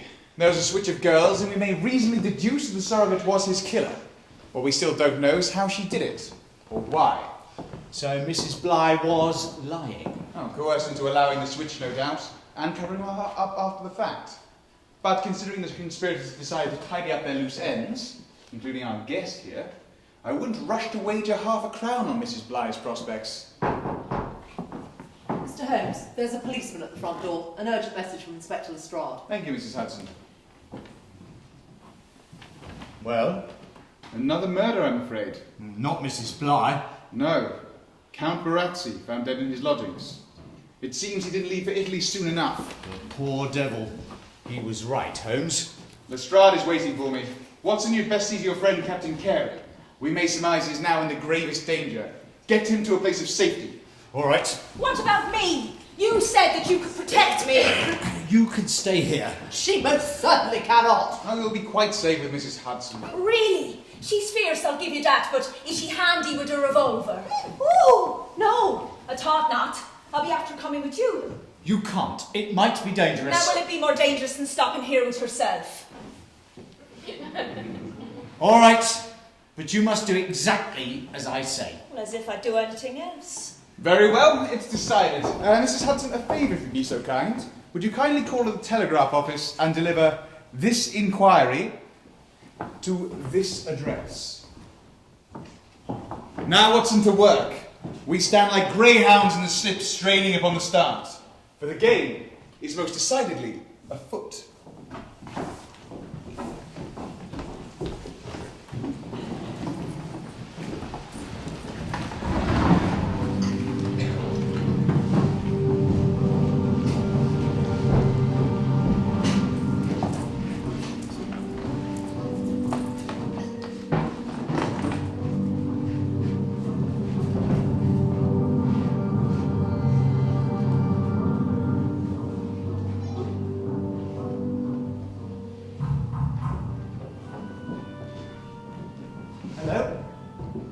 Anyone home? So what else have you got in your medical bag then, my dear doctor, besides your lethal weapon? Just the tools of my trade. Now, will you please be quiet? You've done nothing but chatter all the way from Baker Street. Sure, and you're a strange kind of physician, so you are. And you're a strange kind of... Now, please, hush. Carey? Carey, are you there? Are you sure that this is the right place? Yes. It's on his card. Look, number 4, Talavera Apartments, Cumberland Street, Pimlico. Well, I don't think he's home. Then why is the front door open?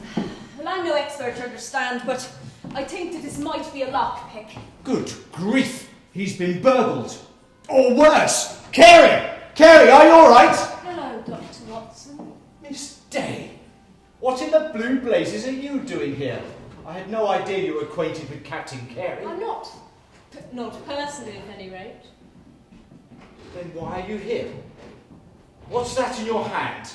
Just an old friend. Good God. The scarab! Where's Carey? Why are you here? Vengeance, Dr. Watson. Don't you recall? I, Seferukari, come from the Shadowlands to speak truth. Beware. You're a confounded charlatan. Now stay where you are. Is this her?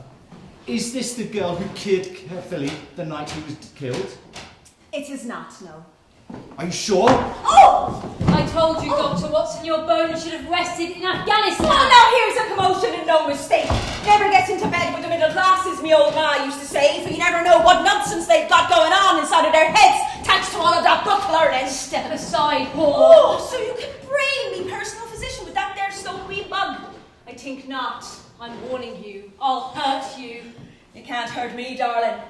I was born in Limerick. Pain and suffering are my own dear birthright. Perhaps I should reacquaint you with them.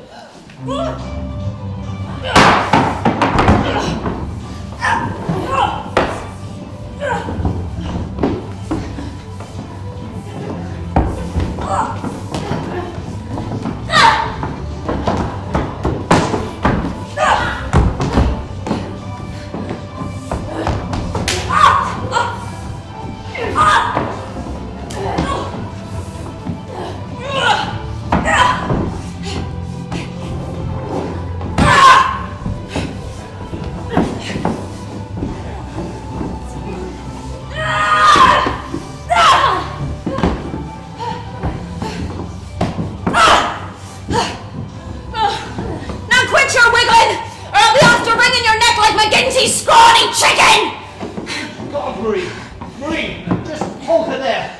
Off me! Are you going to shoot her then? No, of course not. Just hold her down. Don't you dare touch me! Hold her still, for goodness sake. No, no, no, no. Jesus! What did you put into her? Oh, just a decoction of chloral hydrate and laudanum. Shouldn't do any lasting damage. So that's a long-dead Egyptian queen, is it? Judging by the efficacy of the sedative, I would say not. Merely a deluded young woman, her mind addled with drugs and fairy stories. What a waste. I say, are you all right? Oh, I'm grand. It's your poor head I'm after wondering about. Oh, it's only a bump. That damn scarab. Good job she wasn't any stronger, though. Well, she doesn't know fighting, that's for sure. What the devil? Watson, what on earth are you doing here? How did you get in? Who's this? Who's that? Watson, she looks like a... The woman who just saved my life, Carey, and probably yours as well. You what? The young lady broke into your apartment to plant this. My God. A scarab. Shall we send for the police? No. Better to deal with this quietly. It's a complicated business. There's a conspiracy afoot that threatens Her Majesty and quite possibly the very foundations of the Empire. Oh, good heavens. And so that curse... Is Tommy Rot. You can forget all about your curse, Carey. This grief is all too mortal, as you can see from the charming Miss Florizel Day here. Yes, well, that's something of a relief, to be honest. Am I safe, then? Safer than you were, now that we have this. It's some sort of signal. Both Caerphilly and Baraxi were served with the same amulet before their murders. Oh, great Scott. Indeed, you've had a lucky escape, my friend. And most fortuitous. See, I have a long-standing appointment with a lady this evening. Really?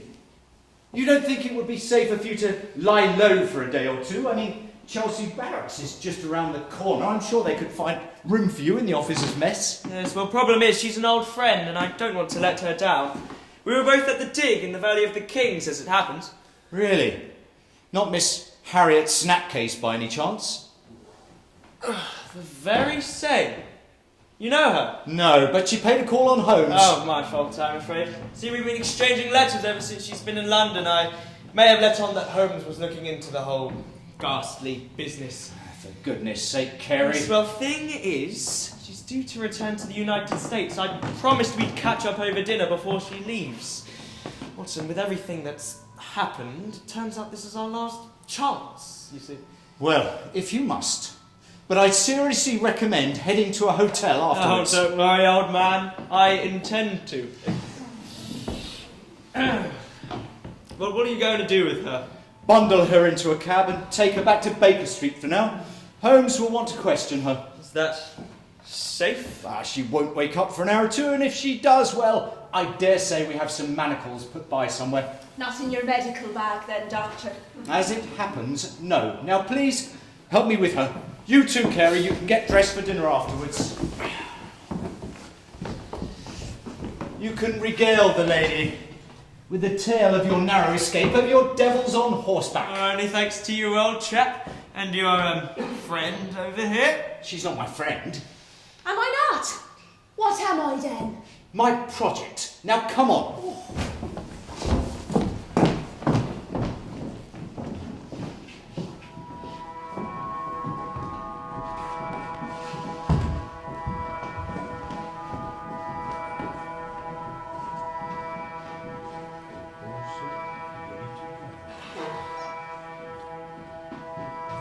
Ladies, Your ladyship? Your ladyship. is all prepared for tonight's solemnities? It is. Everything is set. The chamber is ready? All the necessary elements are in place. How fares our most honoured guest? Oh, in rude good health, excellent spirits, and greatly looking forward to tonight's devotions. Where is Flora? Has she not arrived yet? No matter. She will have discharged her part by now. We can proceed without her. Indeed, for our other guest shall be arriving shortly. It will be such a delightful surprise. A delightful evening in store. What a very great achievement. Oh, we should hope so. It's the culmination of a great deal of work. Shall we change into our finery then? I think we should. The time is right. The ritual awaits.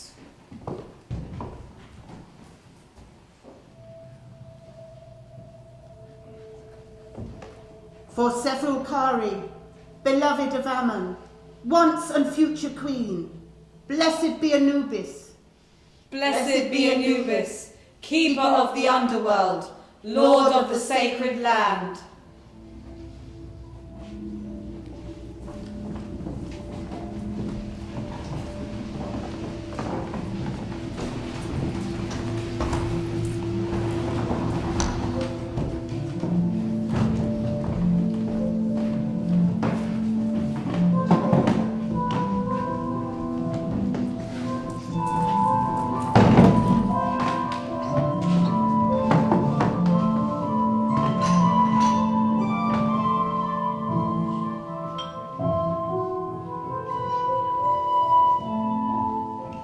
So, where is the girl now, Watson? Mrs. Hudson! In my rooms. Marie is watching her. Bring her in here. We must question her. That might be difficult. She's still only semi-conscious. A little heavy on the chloral hydrate, I'm afraid. Mr. Holmes? Ah, Mrs. Hudson. Would you send one of the Baker Street irregulars to fetch Lestrade, quick as you can? I left him at Barazzi's lodgings, number 12 Beaumont Mews. A boy can be there in 5 minutes if he runs. Tell Lestrade we have a fish in the net. Yes, Mr. Holmes. There's a gentleman downstairs to see you. He arrived just a moment or two behind you. Really? Who is it? Mr. Afzal Azad. Come for his girl. How did he know she was here? We must ask him that, Watson. Very well, Mrs. Hudson. Thank you. Please show him up. Yes, Mr. Holmes. Are you sure, Holmes? He could be dangerous. Oh, he's most assuredly dangerous, Watson. Do you have your revolver? I do. Then be a good fellow and wait behind my study door. If the situation turns ugly, kindly shoot him. Right.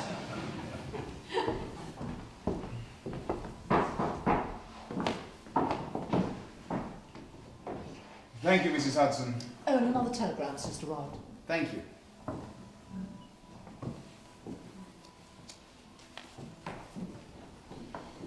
Mr. Azad. Mr. Holmes, I believe you have something of mine. Yours. We do not own people in this country, Mr. Azad. No, you merely own other people's countries. Since you have gone to such lengths to enlist my aid, it is not time you told me what is going on. I'd gladly enlighten you, Mr. Holmes, but doubt you would believe me. Oh, you may be surprised. One maxim has always served me above all others.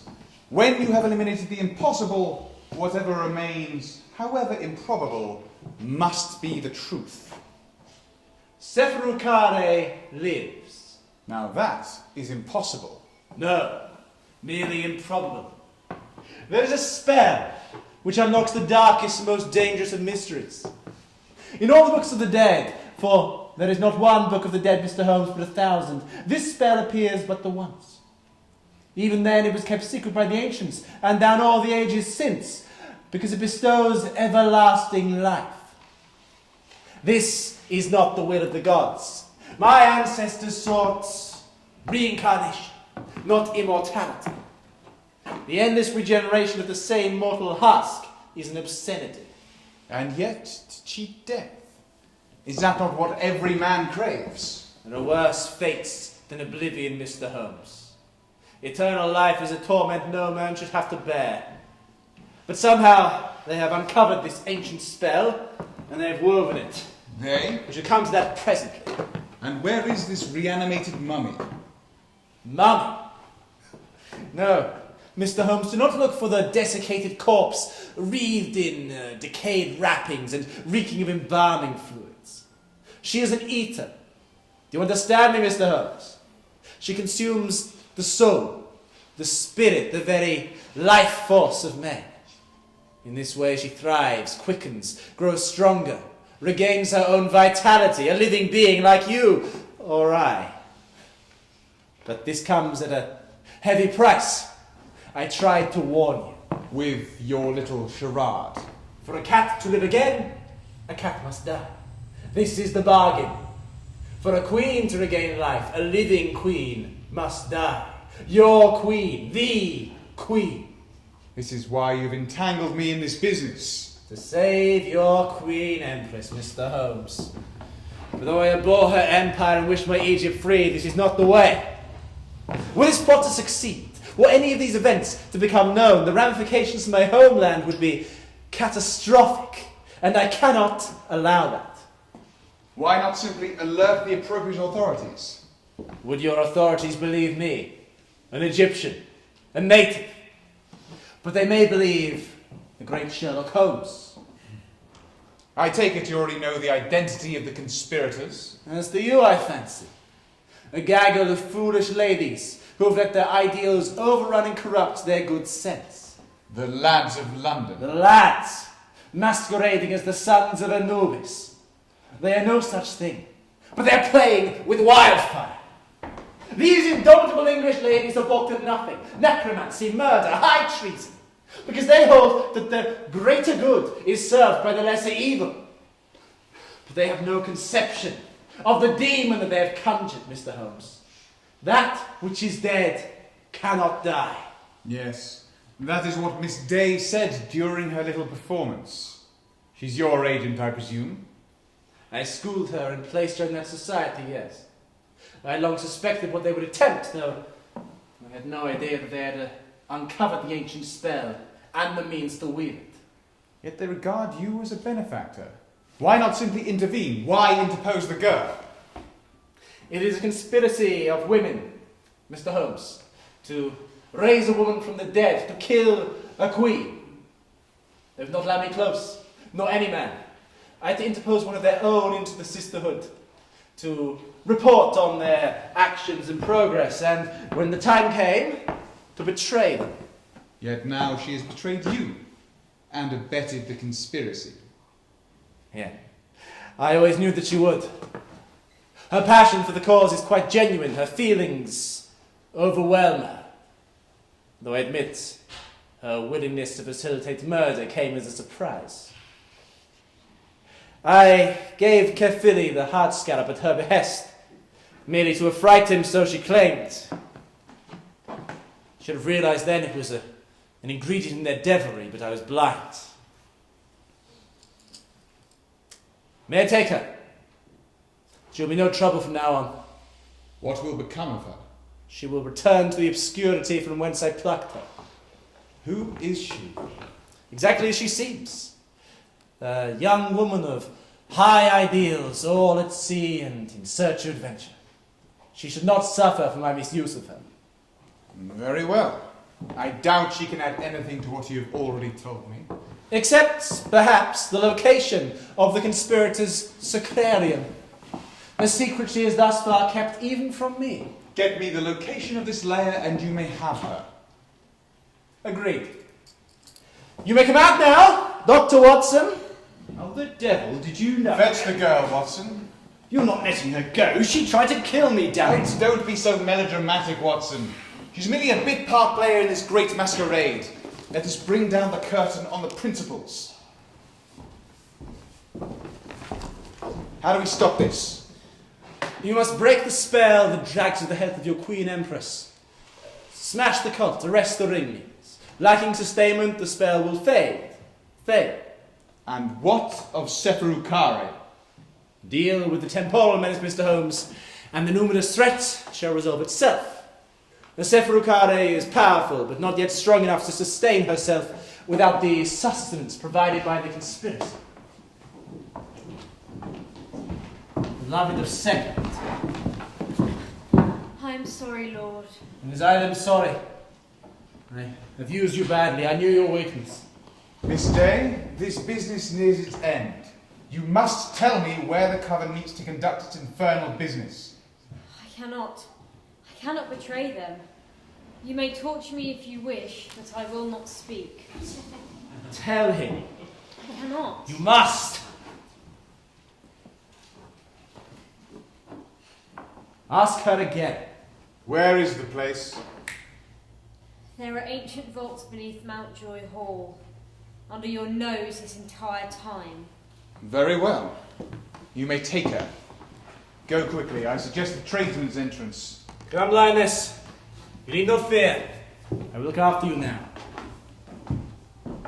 Azad, was that a threat or an inducement? I offered to return her to the asylum, Mr. Holmes, which is where I found her. Now that is a real hell on earth.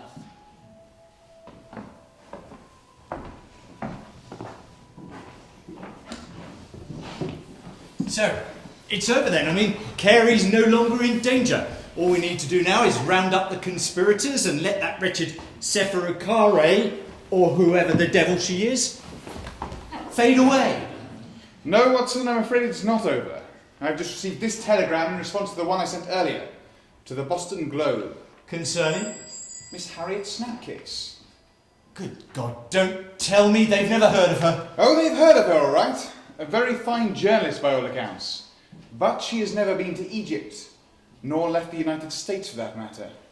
Which is where she is now, by the way. In America?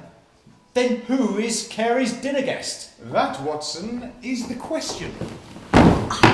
Did Carey say he already met Miss Snapcase in London? No, he said they'd exchanged letters. Then it's perfectly possible this is not the same lady that he met on the expedition. The lady that you will recall Barazzi said was there only a few days before she inexplicably disappeared. Then who was she? A thing of straw. A cat's paw sent there merely to establish a character named Harriet Snapcase with the expedition leaders, so that a different protagonist under the same nom de plume could freely correspond with them when in London. Good God! The damn fool! I warned him! What are we going to do, Holmes? Inspector Lestrade, Mr. Holmes. Ah, Lestrade. Perfect timing. You've apprehended a suspect, I hear. Well done, Holmes. Ah, yes. Then I'm afraid we had to let her go. What, blow me? Fear not, Lestrade. There's more work to hand. Do you know Mountjoy Hall at all? West Hampstead way? I believe I do. Big stately pile set in Parkland off West End Lane. Then gather your men. Bring rifles, lamps and dogs. Meet us there as soon as you may. We'll go on ahead. Rifles? Good heavens, Holmes. Are you expecting a battle? No, Inspector. I'm expecting a war. There's no time to explain. You'll have to trust me. I'd best round up the troops then. Gentlemen, miss. Where do you think you're going? Well, I'm coming with you. You most certainly are not. It'll be far too perilous. Oh, she can come, Watson. She can act as our lookout. Well, there you are, see. Really, Holmes? Why on earth bring Marie? This is going to be dangerous. Because you are becoming sentimental, Watson. The girl is a prostitute and Irish at that. You'd be as well trying to make friends with a bobcat. Let us put it to good use. All other men have. Now come on! Really, Holmes, sometimes I could... Damn it!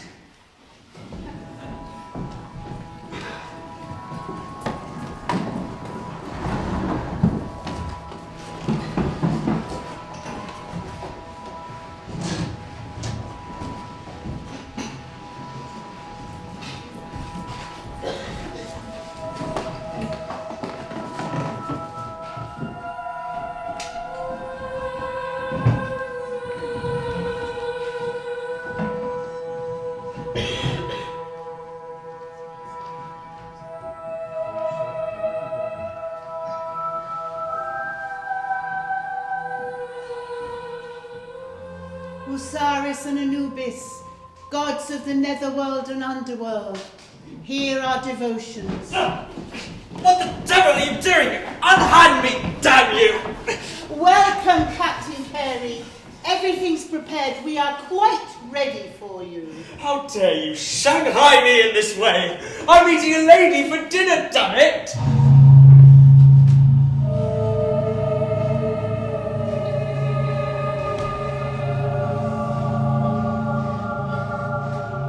I am your dinner appointment, Captain Carey.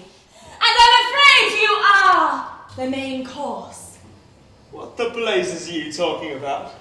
I'm meeting Miss Harriet Snapcase. You're not Miss Harriet Snapcase. Am I not? And yet you have been writing to me in such charming terms. Miss Harriet Snapcase, care of Mountjoy Hall, West Hampstead. Such sweet nothings. To which I, of course, replied, "My dear Brenton, how I long to see you again. This is where I have been staying in London, you know." Good God. Who are you and what have you done with her? Harriet Snapcase. Nothing whatsoever. She is quite well, I imagine, at home in Boston. If, however, you are referring to the young lady who visited Lord Caerphilly's excavation, I regret I must inform you that she too was an impostor. A young actress in our employ. She was glad of the work at the... Was? Where is she? Like all loose ends, she had to be tied up. Left in the sands, I believe. Our friends in Egypt did stout work there. It's unfortunate, but innocent casualties are a price that has to be paid for the greater good. You confounded monster.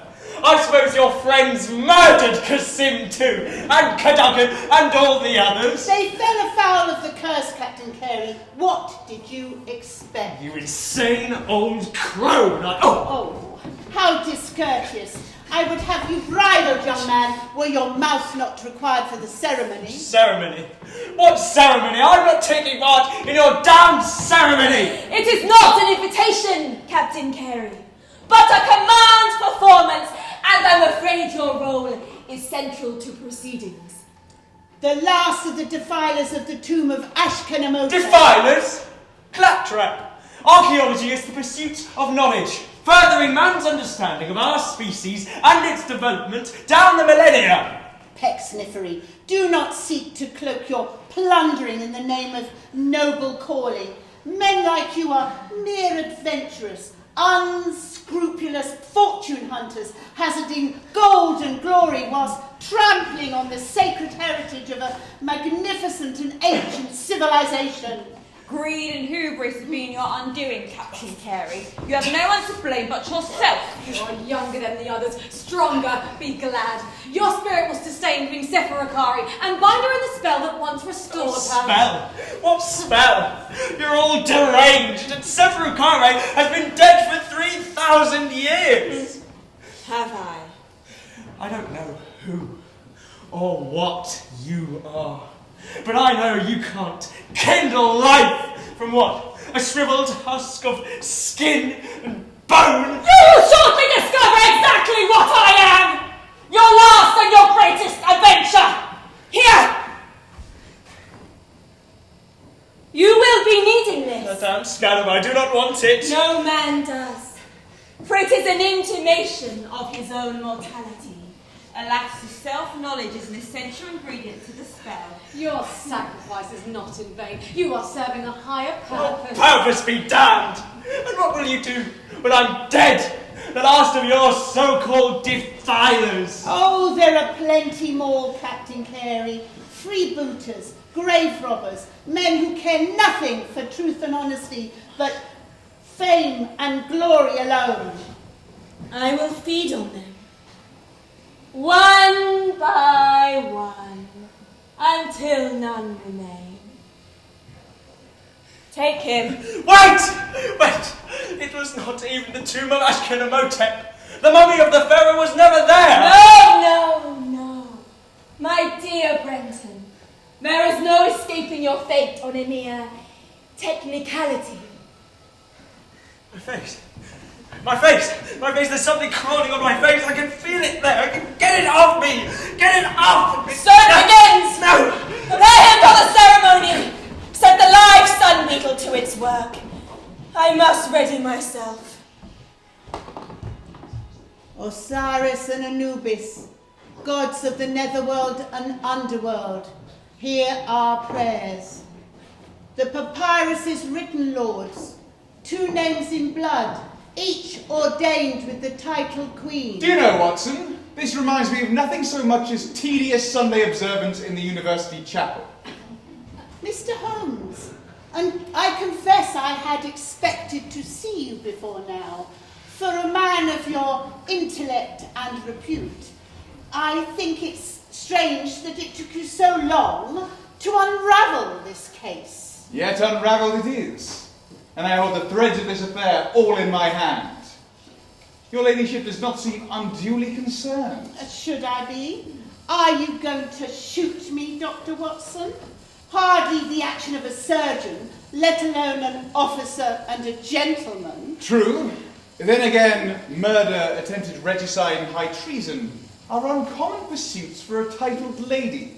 The life of our elderly queen seems fair recompense for the systematic rape of Egypt and her ancient treasures. Oh, well, it's all happening now. There's nothing you can do to stop it. Shoot me, if you please.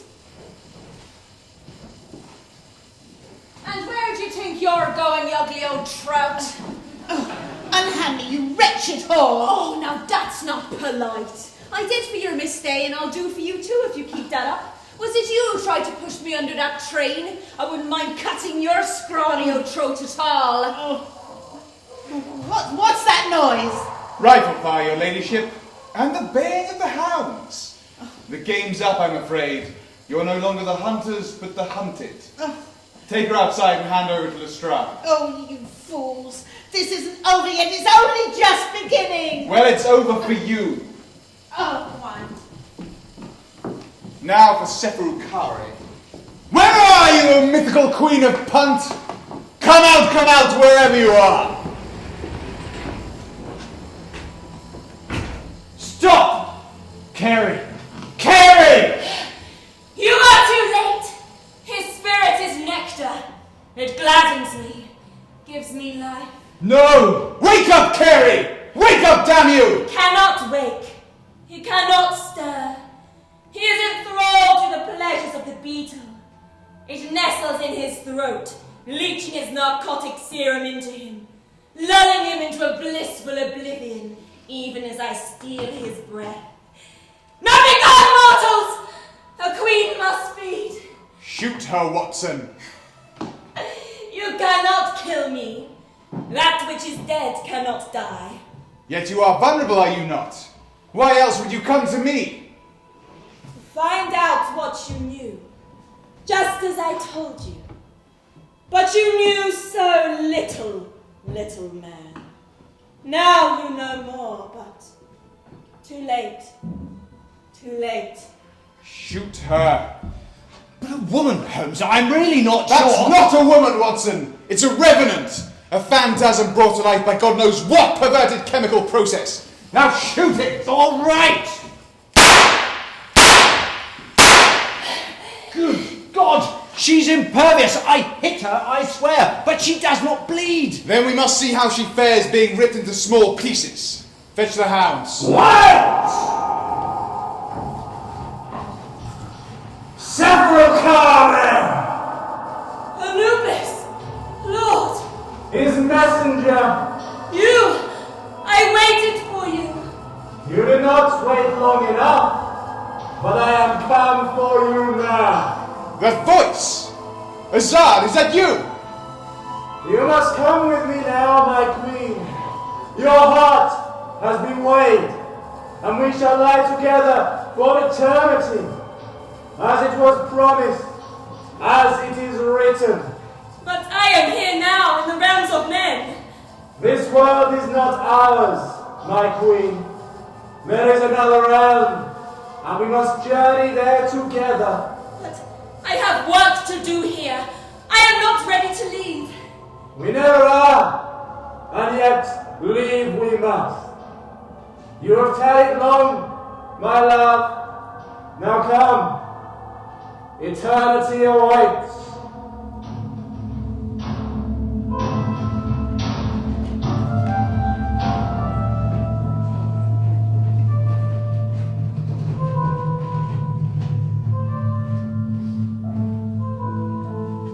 Where did they go? What's that, Azad?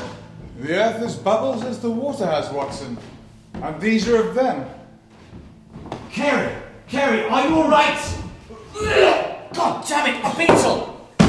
Not anymore. Speak to me, Carrie. Oh, Watson, thank God. You're alright, Carrie. Yes, thank you, Doctor. Mr. Holmes, where did that confounded witch disappear off to? Holmes, there you are. We apprehended several ladies fleeing the vicinity. One of them fired on my men. We had to shoot her, I'm afraid, but the rest surrendered. The dogs will run down any escapees. What happened here? Nothing, Lestrade. Nothing at all. It's a long story, but it's over now. Come on, Carrie, old man, let's get you to the hospital.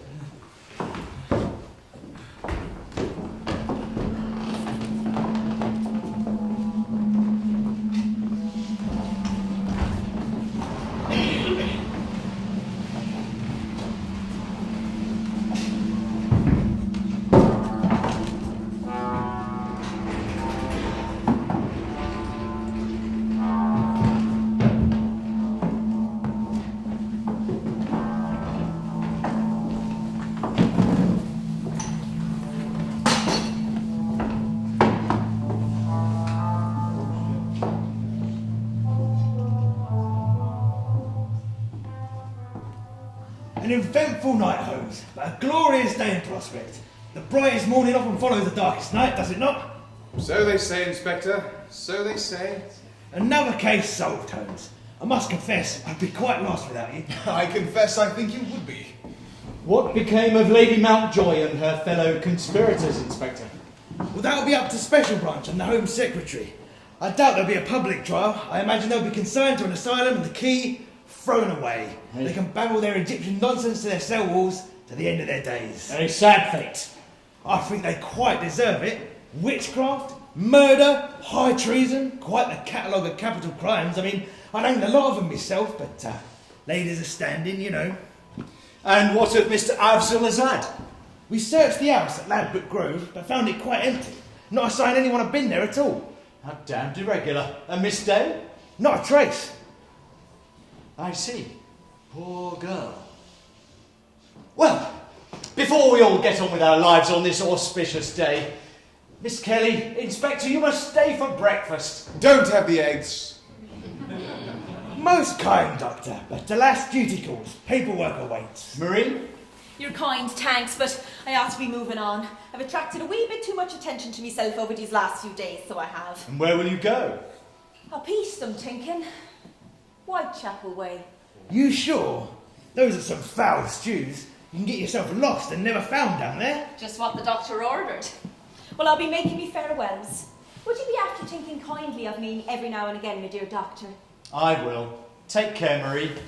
Mwah! Sure and don't I always. Mr. Holmes? Miss Kelly? Be on your guard. This business may not be entirely over. There are more monsters than you know in the shadows of the metropolis. Sure, and it'll take more than a bunch of Egyptian Aegis to get the better than the likes of me. Besides, there's only one fella fly enough to do for Marie Kelly, and that's the devil himself. Then we must pray you never meet him. Sure, and there's a small chance of that this side of Tipperary. I'll be seeing you. Mr. Holmes? Ah, Mrs. Hudson. Would you show our visitors out, please? Of course. Oh, and another telegram's just arrived. Thank you. It's for Dr. Watson. Oh. I'll show you out. Oh, by the way, Holmes, Agrippina Bligh. Don't tell me. Murdered. Arrested. Tried to blackmail his lordship's executive with threats of sordid revelations.